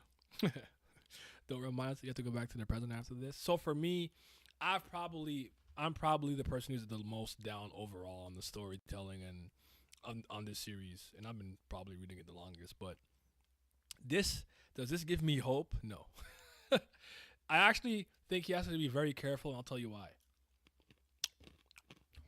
He has to execute this well, especially the stuff with the game, and I'll tell you why it's very important. You guys, is anybody in here read or I guess watch Ruby or used to mess with Ruby? I'm about to spoil something about it. Not that I care about it. I don't respect Ruby, but okay. RWBY. I don't know if you guys know what that show was with the girls with the guns. Oh and yeah, stuff. yeah, Okay. yeah, yeah. I watched up to whatever season they're on now is what I watched up to. So Oh, you kept going. Stronger man than me because yes, that shit sir. is ass. But so basically for the main conflict is between two immortals, Salem and Ozpin, and their relationship and how things went awry and how it started, blah blah blah, whoop de whoop. Ultimately, because Salem is supposed to be the big bad, maybe things change. So sorry if things change, but just based on where I was at, that is the catalyst and literally the foundation for what everything is built upon. Why is the world of Grimm like this? Why is Salem destroying it? What was the reason? And if that's bad, that means the whole premise and concept for the show is cooked. We are diving into why the 13 great warriors who reformed the tower, why are they the way they are? Why did they discard their memories and things that if this does not hit and does not execute, that means the whole for a huge portion of the story, because it is about technically climbing to the top, so let's not lose sight of the central plot. would that not just remove all intrigue and interest? If it was some bullshit like, oh man, I tripped in the forest when my dad dropped me when I was 6, and that's why I'm angry and I became the king. Like, whoa, that's a waste of my time. I'm done. I'm leaving. Like he has to be very careful, especially now with two family heads going with each other, the moving parts of Mazzino and Loose and stuff. I believe if he's not careful, he's basically walking on a tightrope. And if he's not careful, he will fall into the abyss. And at that point, I truly believe Tower God is unrecoverable. It will never be. It will never live up to the potential that it truly had when I first started reading it. So he has to be careful. So am I optimistic? No, because I don't think that he's giving me any reason to be. I think I'm gonna be fucking miserable as soon as I go back to the present time. But I would absolutely love to be wrong. I want to be wrong, but I don't. I'm just going week by week, bro. Week by week, step by step, day by day. Like I'm not. As soon as Yeah.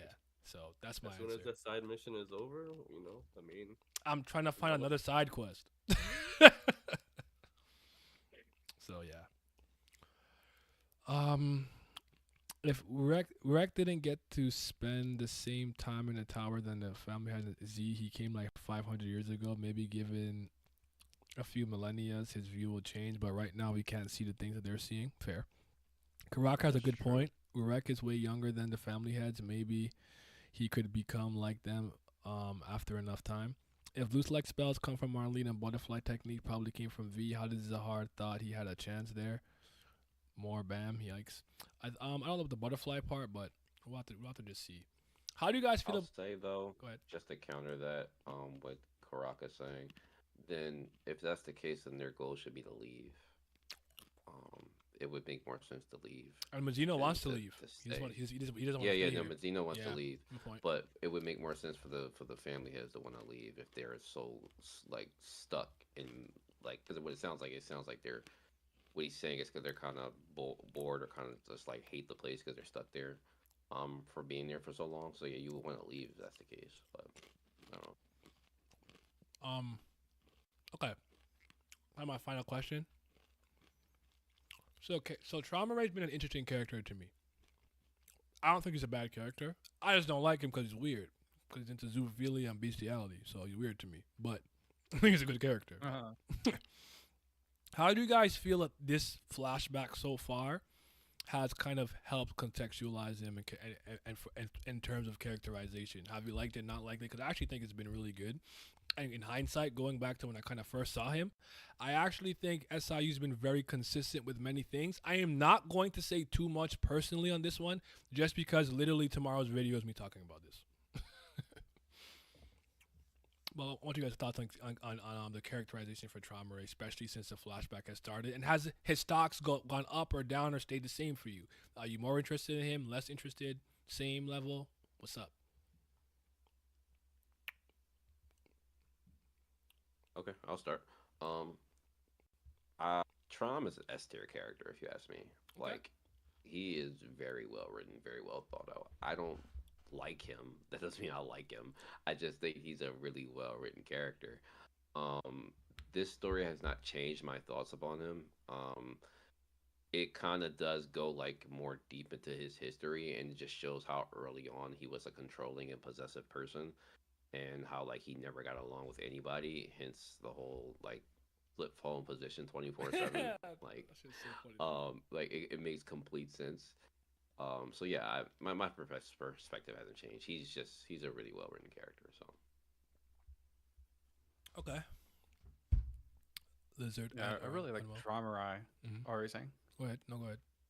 Oh, yeah, I really like Trauma Rai. It's just there's some things we still don't know about him. Like, it seems like he's already done things. Like, for example, Amy said that uh, he's gonna mess something up again with Enkidu. So like it shows that Trauma Rai has already like fumbled with people before, and like there's still things we don't know about him. So to me, like my interest in him is like kind of the same, because I mean we're like seeing kind of like a heartbreak from him so far, but we'll see how like deeply attached, like how he reacts to the death of Amy U's next chapter. Okay. Yeah. Lizard. I don't. Yeah, I just don't think my opinion changed. Like we just seen it. He's just still. Maybe he's not as obvious, but he's still the same controlling person. Like you'll see, like he doesn't want to let Amu go. He wants everything to be the way it is. And also, just I feel like part of the reason I can't really have a good enough opinion on this is because like they literally say throughout the whole flashback that the memories are still sealed. It's kind of like having partial, like this is partially his like if we get the full sealed or like full memories, then maybe in my opinion would have a big change or not. But yeah. For me, my opinion and thoughts and stocks on Traumre haven't changed, but I definitely realized that he's been very consistent with many things, like the loneliness, the aloofness, the betrayal, and a couple of themes. I'll speak in depth on that tomorrow on tomorrow's video. If you're my tier 3 in Patreon, you've already seen it. But but yeah, just like but I'm starting to get this inclination that the kind of the themes between all of the family heads is this kind of like loneliness and heartbreak type beat of a moment. I could be wrong. I could be, but that all remains to be seen when it's all said and done. But um, I'll leave it at that. There, I don't want to keep you guys forever. I appreciate the time that you've given us. Obviously your stuff is already in the description, so go follow Animole on his channel. Go follow Mark on his channel, Ordering Mark. But if there's any thing you want to say or plug, go ahead. Just let me know. No? No. Thanks for having me. I What's appreciate the happening? conversation. Nani This is like Hemmings, the aka first Young time I've Paper. had to have. Excuse me, had to have. I've got to have Mhm. a conversation about like the current scans or like in recent times with anybody in like real time. So enjoying it. Me and my community we do like a couple of like discussions, but like as far as like reaching out to other creators, doing the same thing. This has been fantastic. So thanks for this. We're gonna keep you guys in the loop and in the mold. And if you guys need me for any, cause I know how I am. Like I stay in my little like corner of the woods and just do my thing. Um, if you need me for anything, any video or whatever, just reach out, bro. I'm not one of those people who's gonna be like, like I'll be there. Like if you need me for something, I'm down. So you, if you want to do a discussion on your channel or something and you need me, just let me know. It's not a problem. But Yeah. Thank you very much for having me on. It was nice meeting all of you, and this was a great discussion. We discussed pretty much yeah, all these things, even old things like the white fight, yeah. and yeah, I this is actually usually my structure these first a little podcast. bit better, but I kind of freeballed this one. So next time we'll do it better. But definitely when we do another big thing, we're gonna get you guys because we are planning to do like another trivia. I don't know if you guys seen the trivia we did like 3 years ago. It was like me, Sunwoo, and a bunch of people, like a little trivia game. Okay. It was really fun. Or I was thinking like we could do a collective Tower of God like tier. I find tier lists with a lot of people are usually fun. So we gotta do it like we can find a lot of things to do together. So just stay in touch. I'm guessing neither of you are on Twitter X. I think you said Facebook group. I'm not Facebook for like 6 years, but just hit me on Discord. I guess I've been better at checking it. So, Okay. but all right, chatters. Thank you guys for coming. Those are anything you want to say? Follow Nye on Twitch. Follow his second channel. We up here. We out here making content, Reno. But all right, you guys be safe, chat. All right. Thank you guys for coming through. I'll see you guys. I'll probably end up streaming tonight anyway, so I'll see you guys on Twitch later. Y'all be safe. Yeah. All right. Peace, boys. See ya.